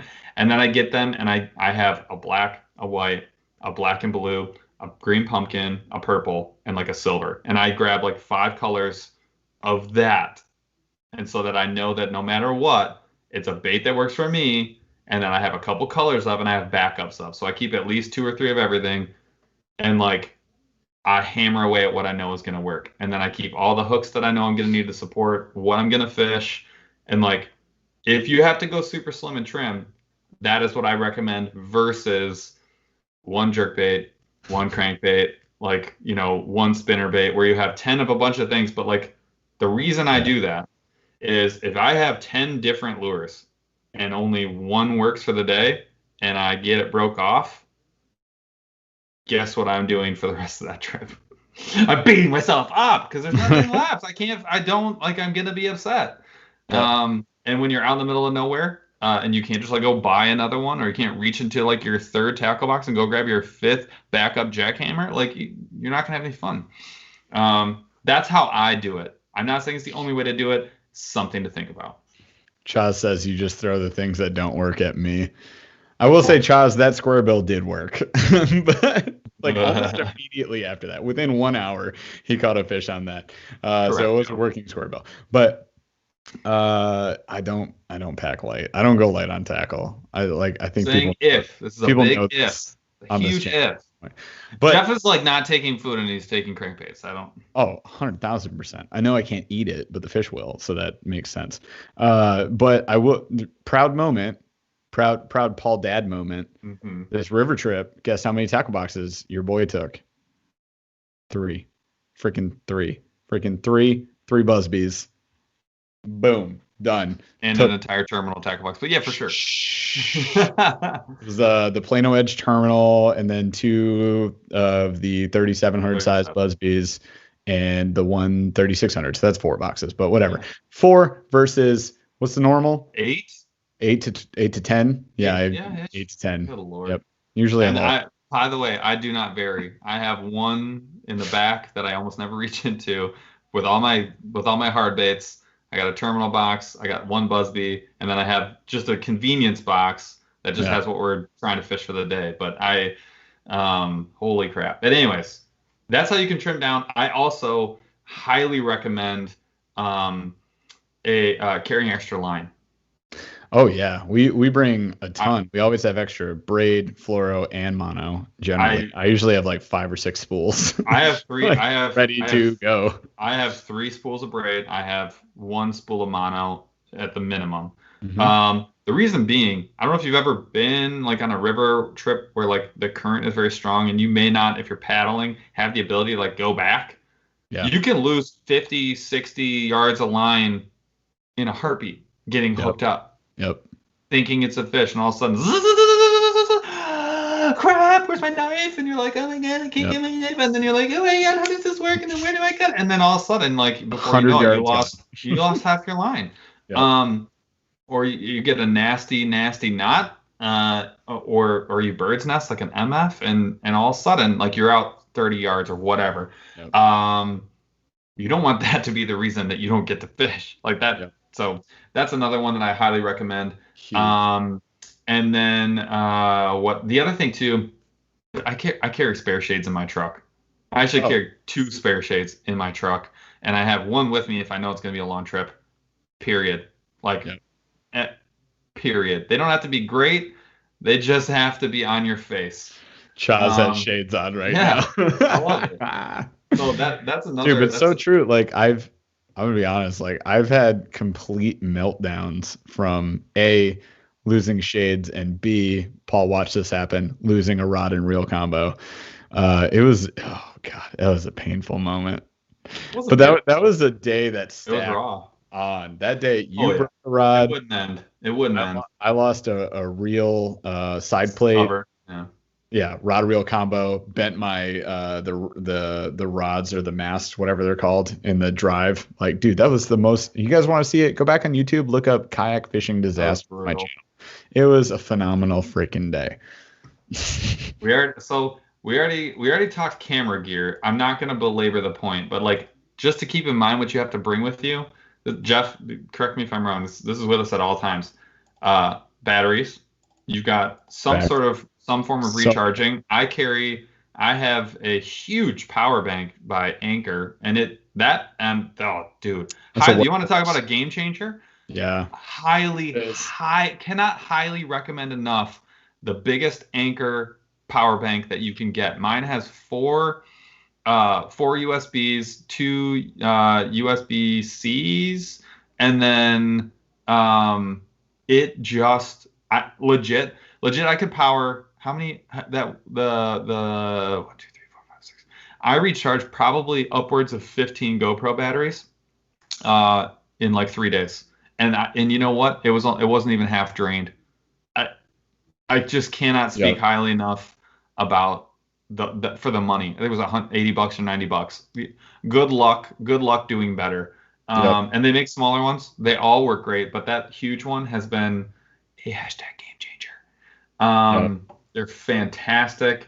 But they, Goal Zero does a great job of making solar powered recharging, and they do work. I've used them. They work very well. They used to be cheesy, but man, they have stepped up big time.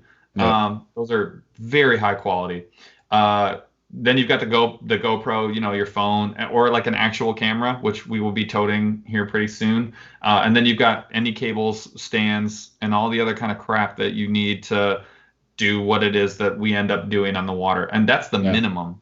Like, that's the minimum that you're bringing. I have 4 cables with me, and sometimes none of them work for what I need them to do, which I found out this weekend. You had the wrong cables. Paul had all the wrong cables this weekend. Does this work? Does that work? Like, nope, none of those work. Okay, cool. Well, one battery, great. We needed USB-C cables, and you had all micro USBs, and none of them worked. It was fantastic. But I had 4, so it was good if I needed one of those. But yeah, I mean, like, so that's your camera gear. Again, we keep almost all the camera gear of that quality stays in like a Plano waterproof, and then is in a waterproof container inside the boat. There are a million ways to do it. I highlight like all of it. My charging station that I have, all that's in a waterproof doubled up container. Clothing is actually a place where I think you can save the most space if you're trying to save space. Like you can get away with, for multi-day trips, like if you're cool with like being a little stinky, you can get away with murder. Ask my wife, when we go to our cottage, which is like not a fancy place whatsoever, I'll pack like underwear like I'm gonna crap my pants twice a day every day. I'll have like pairs of socks, like more pairs of socks than anything else, and I'll have like 3 pairs of shorts and like 5 shirts, and I would bring like 2 pairs of pants and like 3 sweaters.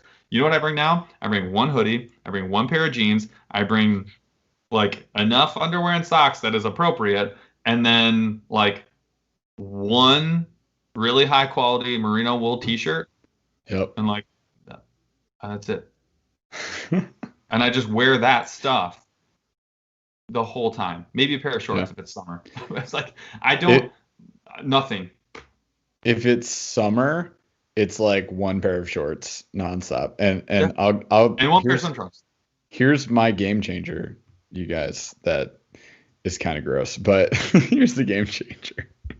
Go get a pair of bird dogs and wear them nonstop. That's it. I'll put that right there. Most comfortable shorts I've ever owned. They are very much skies out, thighs out, dad shorts, but that's kind of what makes them great. They're also fast drying, moisture wicking, and somewhat odor resistant. We'll just say. It depends on how many oatmeals you've had.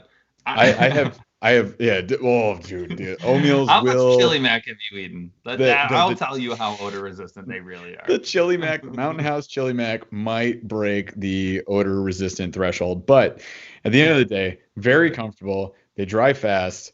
They don't retain moisture. Like, pretty much, you could wear them nonstop for a week. I do. I have my version of them, and I wear that's constant. It's constant. They're fantastic, and they don't weigh anything.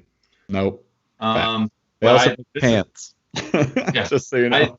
The one thing that I bring 2 of now is hats. I actually bring 2 hats with me on every trip. They're like my clothing though has like trimmed way. I have like, and I will say I do bring 2 fishing shirts. So that's the other thing I bring 2 of, like long sleeve fishing shirts.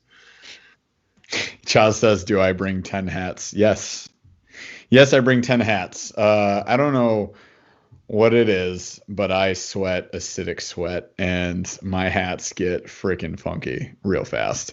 So I typically have like a hat a day. I have a hat. I have hats that I call my sweat hats. So I'm like, seems like a sweaty day. Go wear my sweat hat. And then I have hats that are like, these are my nice hats. These are my, I want to be presentable as a gentleman hats. And I leave them for that. my comment on here, I have a big asterisk on this, is like, this is subjective, but you can minimize to like whatever your level of comfort is. But just know that if you had to get down in a spot, the two places that I think you can trim absolutely the most, food, and then second would be clothing. And there was a question about favorite type of fishing. Was that what it was? Fishing technique? Ooh. Elaborate. No, I'll give it an attempt. What's your off the cuff answer? Go ahead. Yeah, my off the cuff crankbait. I don't know why, but like I can take the same. I feel like I could take the same crankbait. I could take a 30-foot diver and fish it almost anywhere. I don't know why. It's just like I have been able to make it work. I enjoy doing it, and that's probably from a fun perspective. It's probably crankbait fishing. I already know Jeff's. Don't say it. Don't pretend like you're gonna think about it.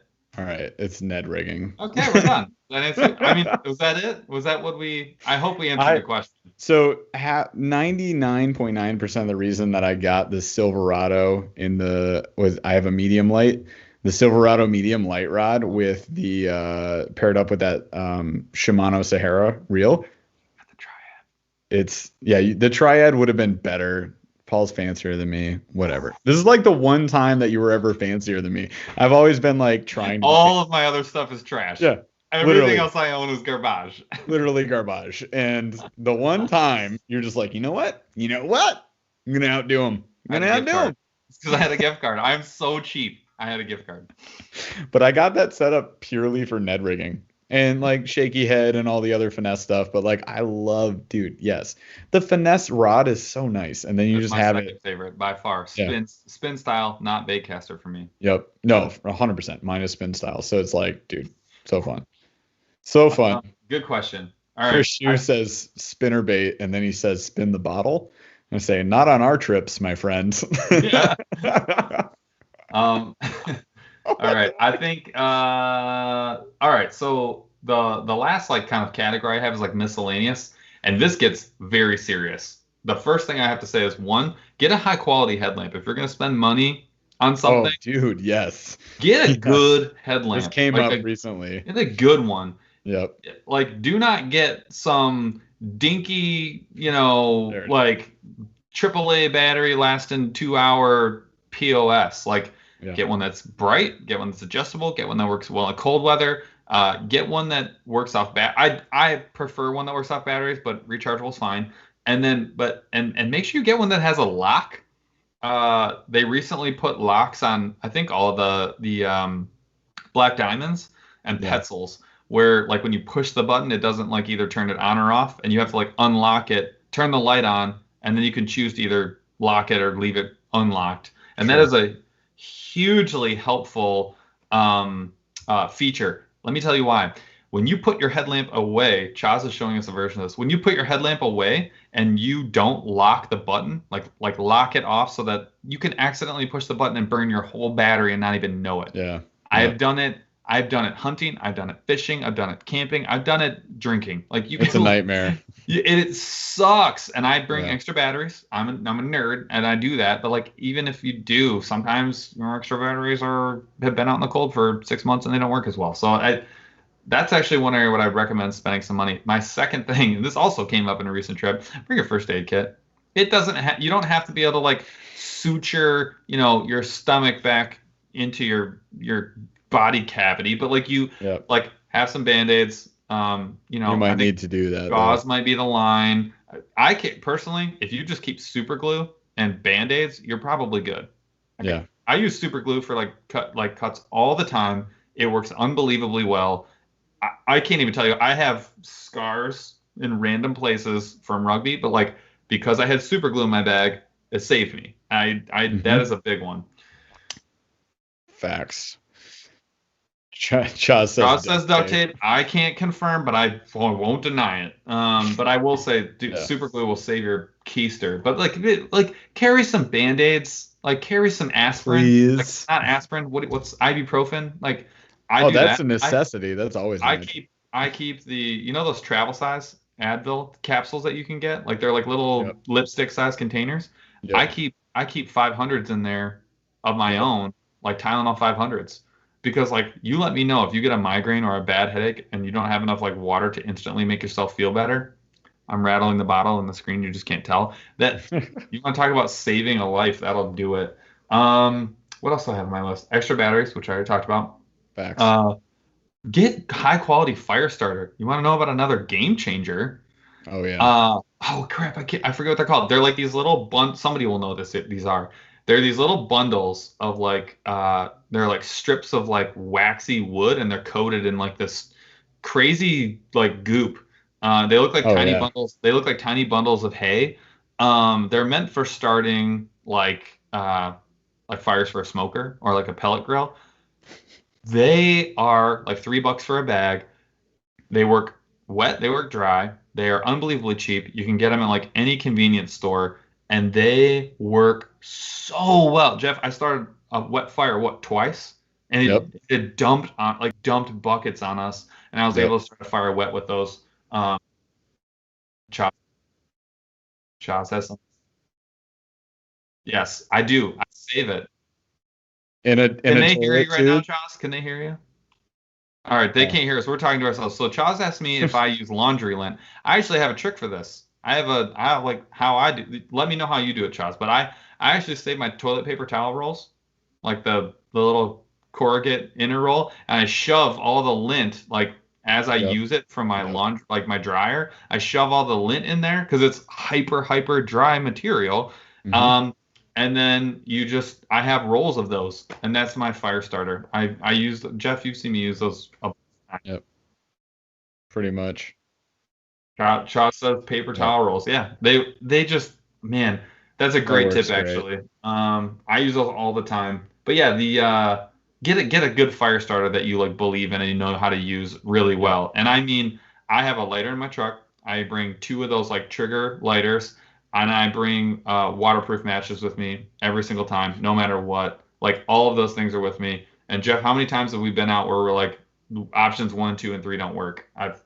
It's just like gonna happen. Sun spray, bug spray. Bring the right anchor. Bring them all, man. I have 2 anchors that are now permanently in my truck. I have extra chains for my chain anchor, and I have a huge, super heavy grapnel anchor. And I also have an ultralight grapnel anchor. And they live in my truck so that I cannot forget them. That will ruin your day. And then the last thing, charge your damn sonar. Please. Just charge your battery. I know it's hard, I know it's easy to forget. That will tick you off on a long trip. And then my last thing is, dude, make sure you have an extra paddle. Oh yeah. We have ours stuffed up in our hull. So if you got a kayak. I have 2. I have the one oar, and then I have my paddle as well. Yep. Yeah, that makes a huge difference, because sometimes like if we hit skinny water and it's like a long stretch, it's like, okay, get out and walk your boat. If it's cold, you're not wearing waders, that's going to be you're suffering. If it's summer, jack up your fins. Yeah, exactly. Like close up your boat, go. There's so many reasons to have one. We went on a river trip and I watched a kid break his paddle on our trip. And guess what? He didn't have enough chew or beer to make him happy for the rest of that trip. Guess who had a terrible day? The most miserable human I've seen in a long time. We almost left him. No, I did. I was like, bye. See ya. No, we saved him. Come on. We don't admit. I didn't thoroughly abandon him, but like podcast. At some point he was unhelpable. I mean, there's some people that can't be helped. He was unhelpable. And so I was like, all right, I'll see you when you're not dead at the end of this trip. But legit, Burly. Like, it sounds stupid. It sounds so dumb. I hate even saying it. Like, have at least an extra oar if you're a paddle kayak angler. If you're a boat angler, you better have oars on board. I have a pedal kayak, so I have an extra like paddle that you put together and use like a regular paddle, and I have an extra oar. Yep. and I use them Super all. safe. I have a little paddle, a baby paddle. You got your little flipper there. But yeah, it's actually a big deal. Jeff, anything that I missed? Construction Steve says Paul saw that man, Rory Bear, throw a Guggen square bill and he left him for dead. Bye-bye, you're dead to me. I'm sorry. Was that a banger? I'm out of here. But tell me, really, was it though? No, was it a banger? I'll never fish with you again. That's hilarious. Jeff, did I miss anything? No, man. I think we about covers it. That's definitely the necessities. Hot topic though. Tent versus hammock. I'll be 1,000% upfront. I like my tent more than my hammock. Uh-huh. When in normal circumstances. I bring my tent with me a lot of places when I won't know if there's going to be trees or not. It's a 2-person backpacking tent. It's a Kelty. You can get them for $80, almost like 24/7. It's a great tent. It has lasted me since college. I'm well removed from college. And when people say that hammocks are smaller and pack up later than tents, it's technically I don't find that to be true. My whole tent setup is very, very comparable. Yours is compact to my hammock. To my weight wise, yes, the tent is definitely heavier. And I will bring my hammock almost every trip that we go to, as long as I know there are trees. There's nothing wrong with getting a tent. The other great thing about a tent is you have a place to stash all your crap and keep it dry. Nice. When the weather is super nasty, and I mean like the nastiest weather that you can survive, a hammock is your best option. Yeah. I know that seems very counterintuitive. A hammock is completely off the ground, so you are not getting wet no matter what. The way that my the rainfly, the rainfly works. Yep. I have been in rainstorms with wind whipping so hard that I have been sideways, and I've seen it in a tent who looked like he murdered himself because he was in 4 inches of water and had Cheetos in the tent. Passed out. Same guy person, that we left on the river. And he had to air out his tent and deal with all that crap and broken poles and all that kind of stuff. True. If I have string, I can repair a hammock. Hammocks are shockingly good in terrible weather. If it's absolutely stone cold frozen, a tent is only better in the absolute bottom ranges of negative cold temps. I have a sleeping pad, one of those corrugated ones that looks like an egg carton. They're $30, $20, and that keeps me supremely warm. I will get down to 30 degrees in a just regular canvas sleeping bag, wearing clothes with that underneath me. Do not have a problem. So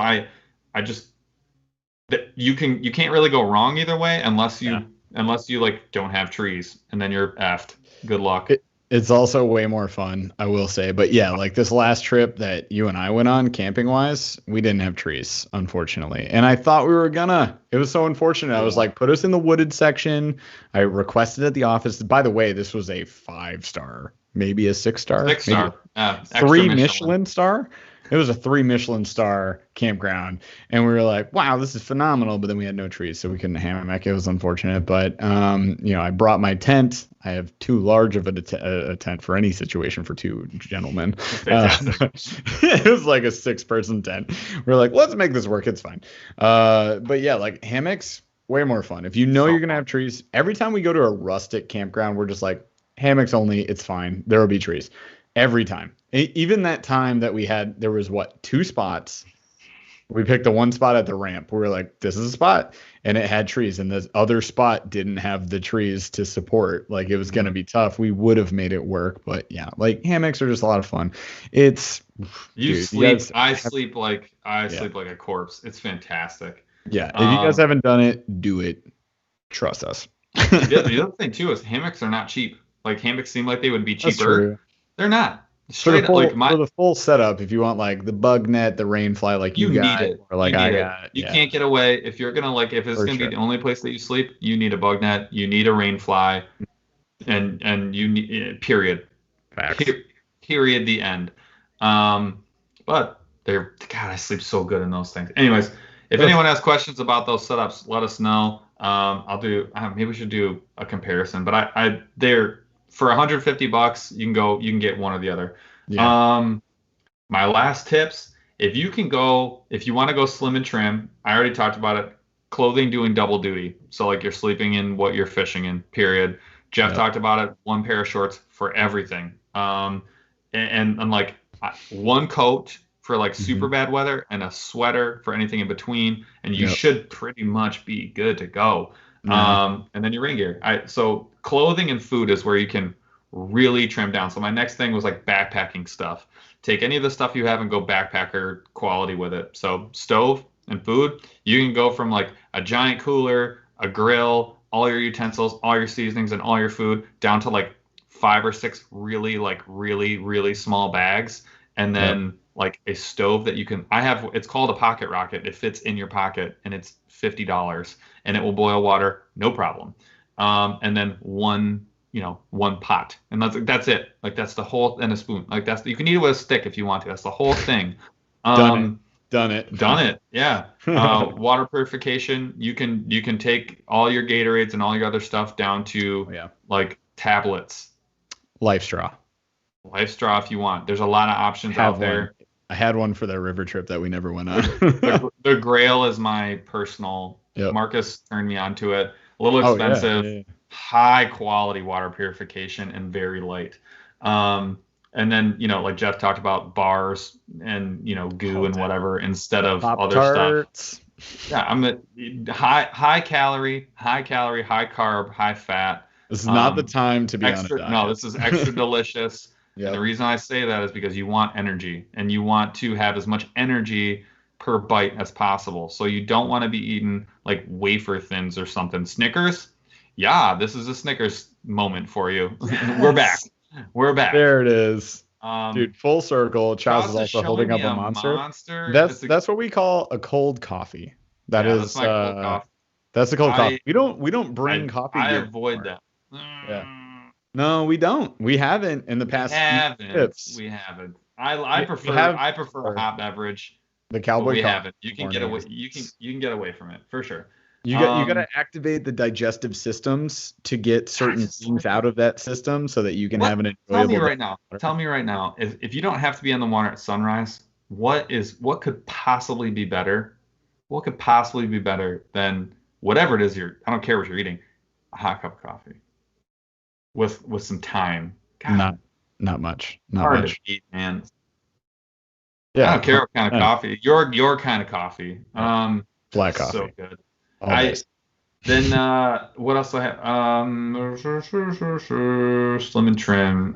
Then the other thing too is I bring my own firewood from home because I cut my own stuff. But you can get around that, and we've done this before. In a pinch, I just bring one axe. Yeah. Period. The same trip where we abandoned a great friend on the water. He didn't die. He tried to die in his tent later that day. You cut down a bunch of deadfall, and no, it's not going to be perfect, and you may be out of energy to cut deadfall, but if you can cut one large tree and get a fire going, you can drag the tree through the fire We slowly moved the tree into the fire over the course of like 2 to 3 days. Just burning. It worked great. It was amazing. That's a big one though. An axe is like $20, and it will last you as long as you take care of it. I still have that axe. Yep. And it still works great. And then again, I said it. Bring first aid. Good. Yeah, absolutely. Chaz brings up a great point. Like, you do have to know the rules, the laws, the regulations in the area that you're at. Like, don't go cutting down trees if it's not allowed. We don't advocate for that, especially live trees. Yes, but like if there's deadfall, okay, cool. Drag it out of the woods. Do what you can. Be smart. Look up the rules. Don't go to a paid campsite and cut down the guy's trees. Start chopping down trees. It's an option for you. I'm just saying this is like the if you're trying to like really get down to where you're going to be on the river for like a week plus, These are the links that you can go to if you really need to. Yeah. And then I think some of my big tips, pack like you're going to flip. Yes. Don't leave a bunch of stuff loose up on top, like Paul's top right corner of his kayak, where all of Unless his you're fine losing it. just be sacrificed. Pretend like it's already gone. Plastics. Yeah, they all are. Yeah. Pretend like they're gone though. Construction Steve says, but Officer Paul told me to do it, so you're being blamed. You're now That's in Paul trouble. _L_glass. You can L. Alternate reality. Paul is in trouble now. I got it. What else we got here? So wrapping up real quick. Chris Shue, big question, best baits for October. Construction Steve, small question, top 3 dad pops for camping. Let's address the easy question first. The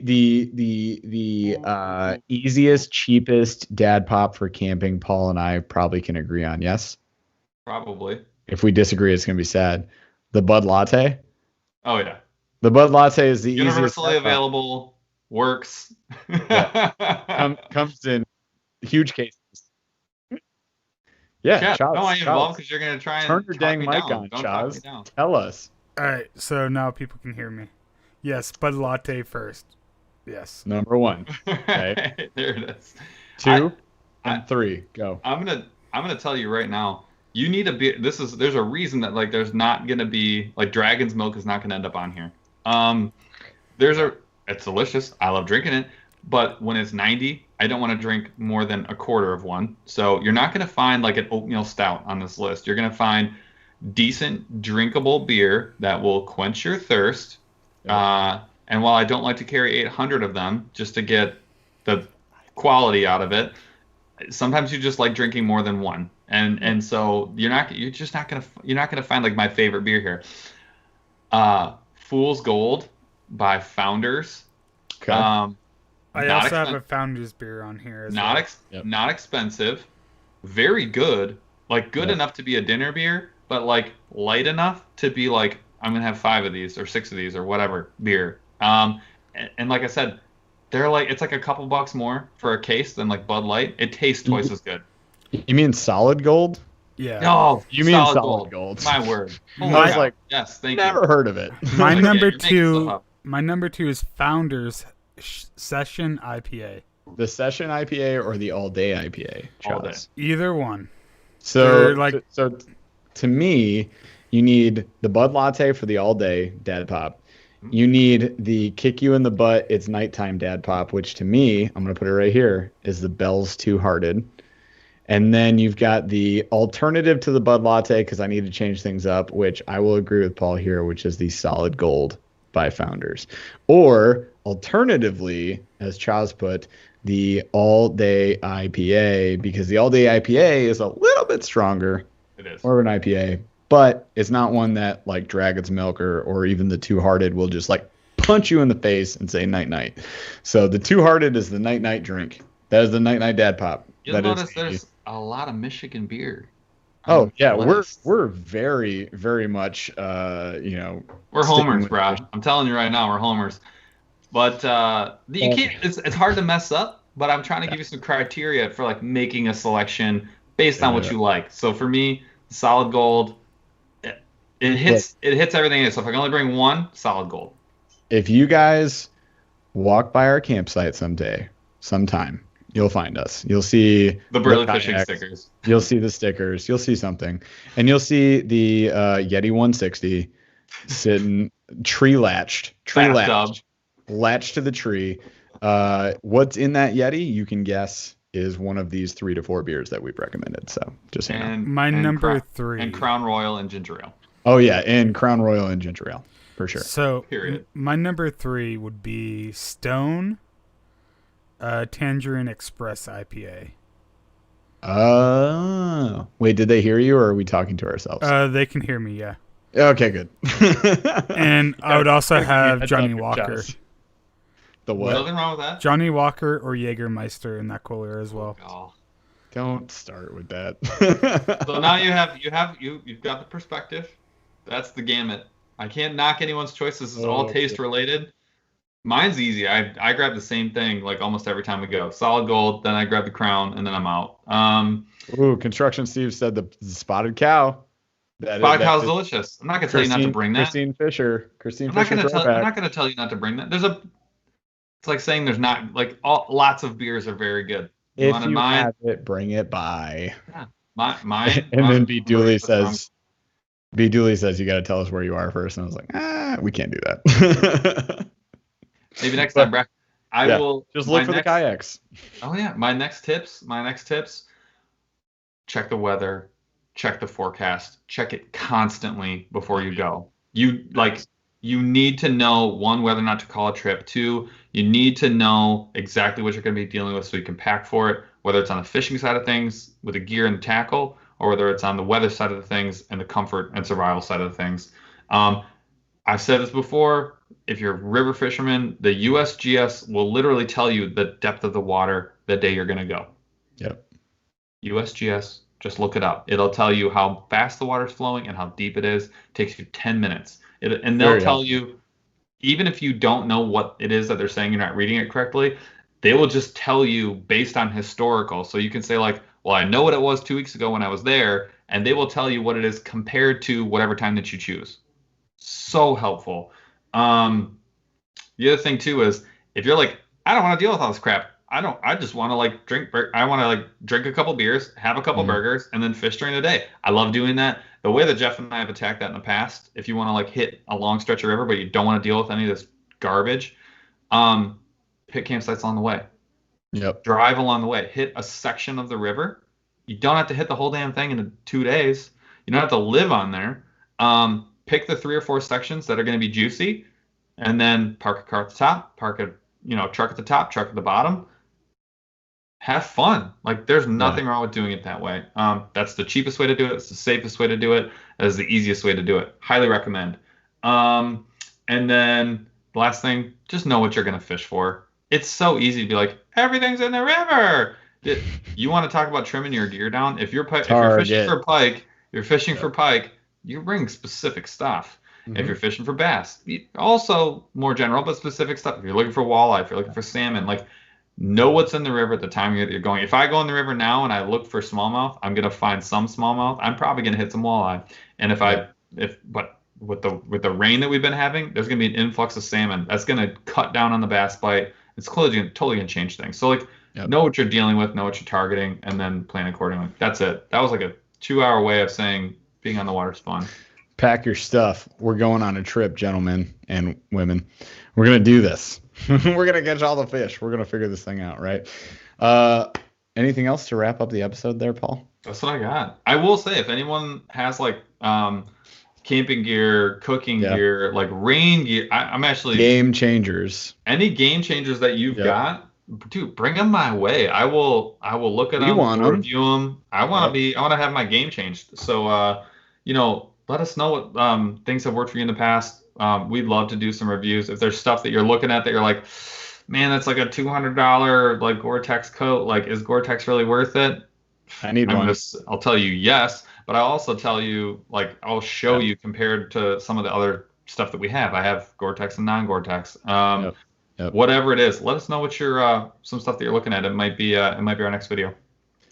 Absolutely. So hit us up with that. Any game changers you guys got? We appreciate you hanging out with us tonight. I think it's been a lot of fun. Hopefully you guys had a lot of fun. And at this point, we've had our dad pops. It's time for chores. You got chores, Paul? I got chores. And then dad beds. Dad beds. Dad sleeps. We got stuff to do. So, hey, appreciate you guys hanging out with us tonight. We'll be back again next Thursday, 8 p.m. Eastern. So come hang out with us again. Bring your fishing friends. Let's have some fun together. And you can always follow us on all the social medias. Check us out on YouTube, anywhere you find podcasts, Facebook, Instagram, TikTok, all the good stuff. So go follow us there, and we'll hang out with you next time. Without further ado, let's end the show, Chaz. We'll see you guys on the water. Took a swing at a wrecking ball and I prayed for my downfall, and I found a way to reconcile, 'cause in my heart it's not worthwhile. It's a bloody battlefield where sun go down, others heal. it's all the same. All you can do is play the game. Oh, do we say goodbye? Refuse to question why. I've decided to say I'm sorry, so lie. Pretend that you're okay. Swear that you will stay. Keep trying for one day. I'm sick of all these lies. Don't care if I capsize. There's nothing left for me to hide. Don't wanna live a lie.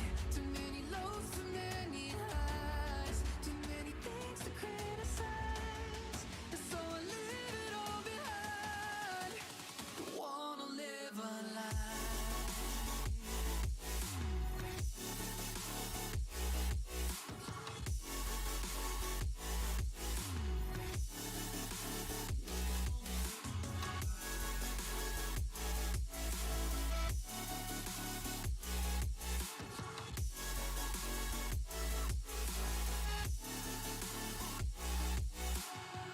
Life kept spitting at my feet and forced me down a dead-end street when all I had went up in flames, burning only dark remains. I cover up every part of my skin, oh, 'cause I don't like the person within, oh. I know I'm the one to blame. All I can do is take the shame, oh. Do we say goodbye? Refuse to question why. I'm too sad to say I'm sorry, so lie and pretend that you're okay. Swear that you will stay. Keep trying for one day. Whoa.